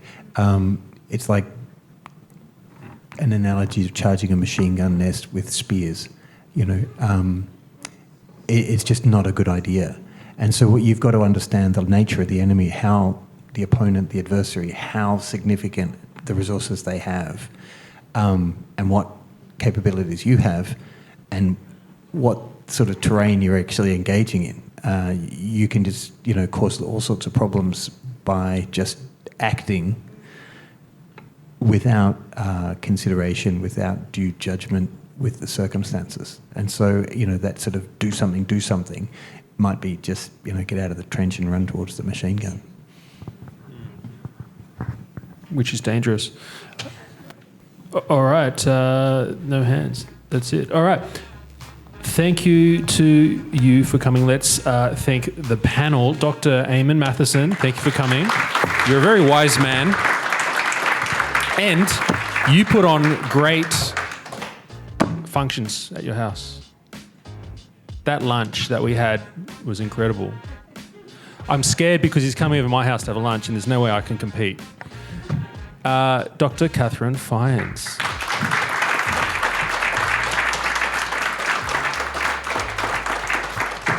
Samir Bunga, have a good drive tonight. You're driving tonight? Yeah, okay. Okay, you're free to stay or grab a drink. I don't know if anyone's hanging around. You're free to ask them questions. Have a good 5 days. I'll try and provide some sanity on Discernible for you.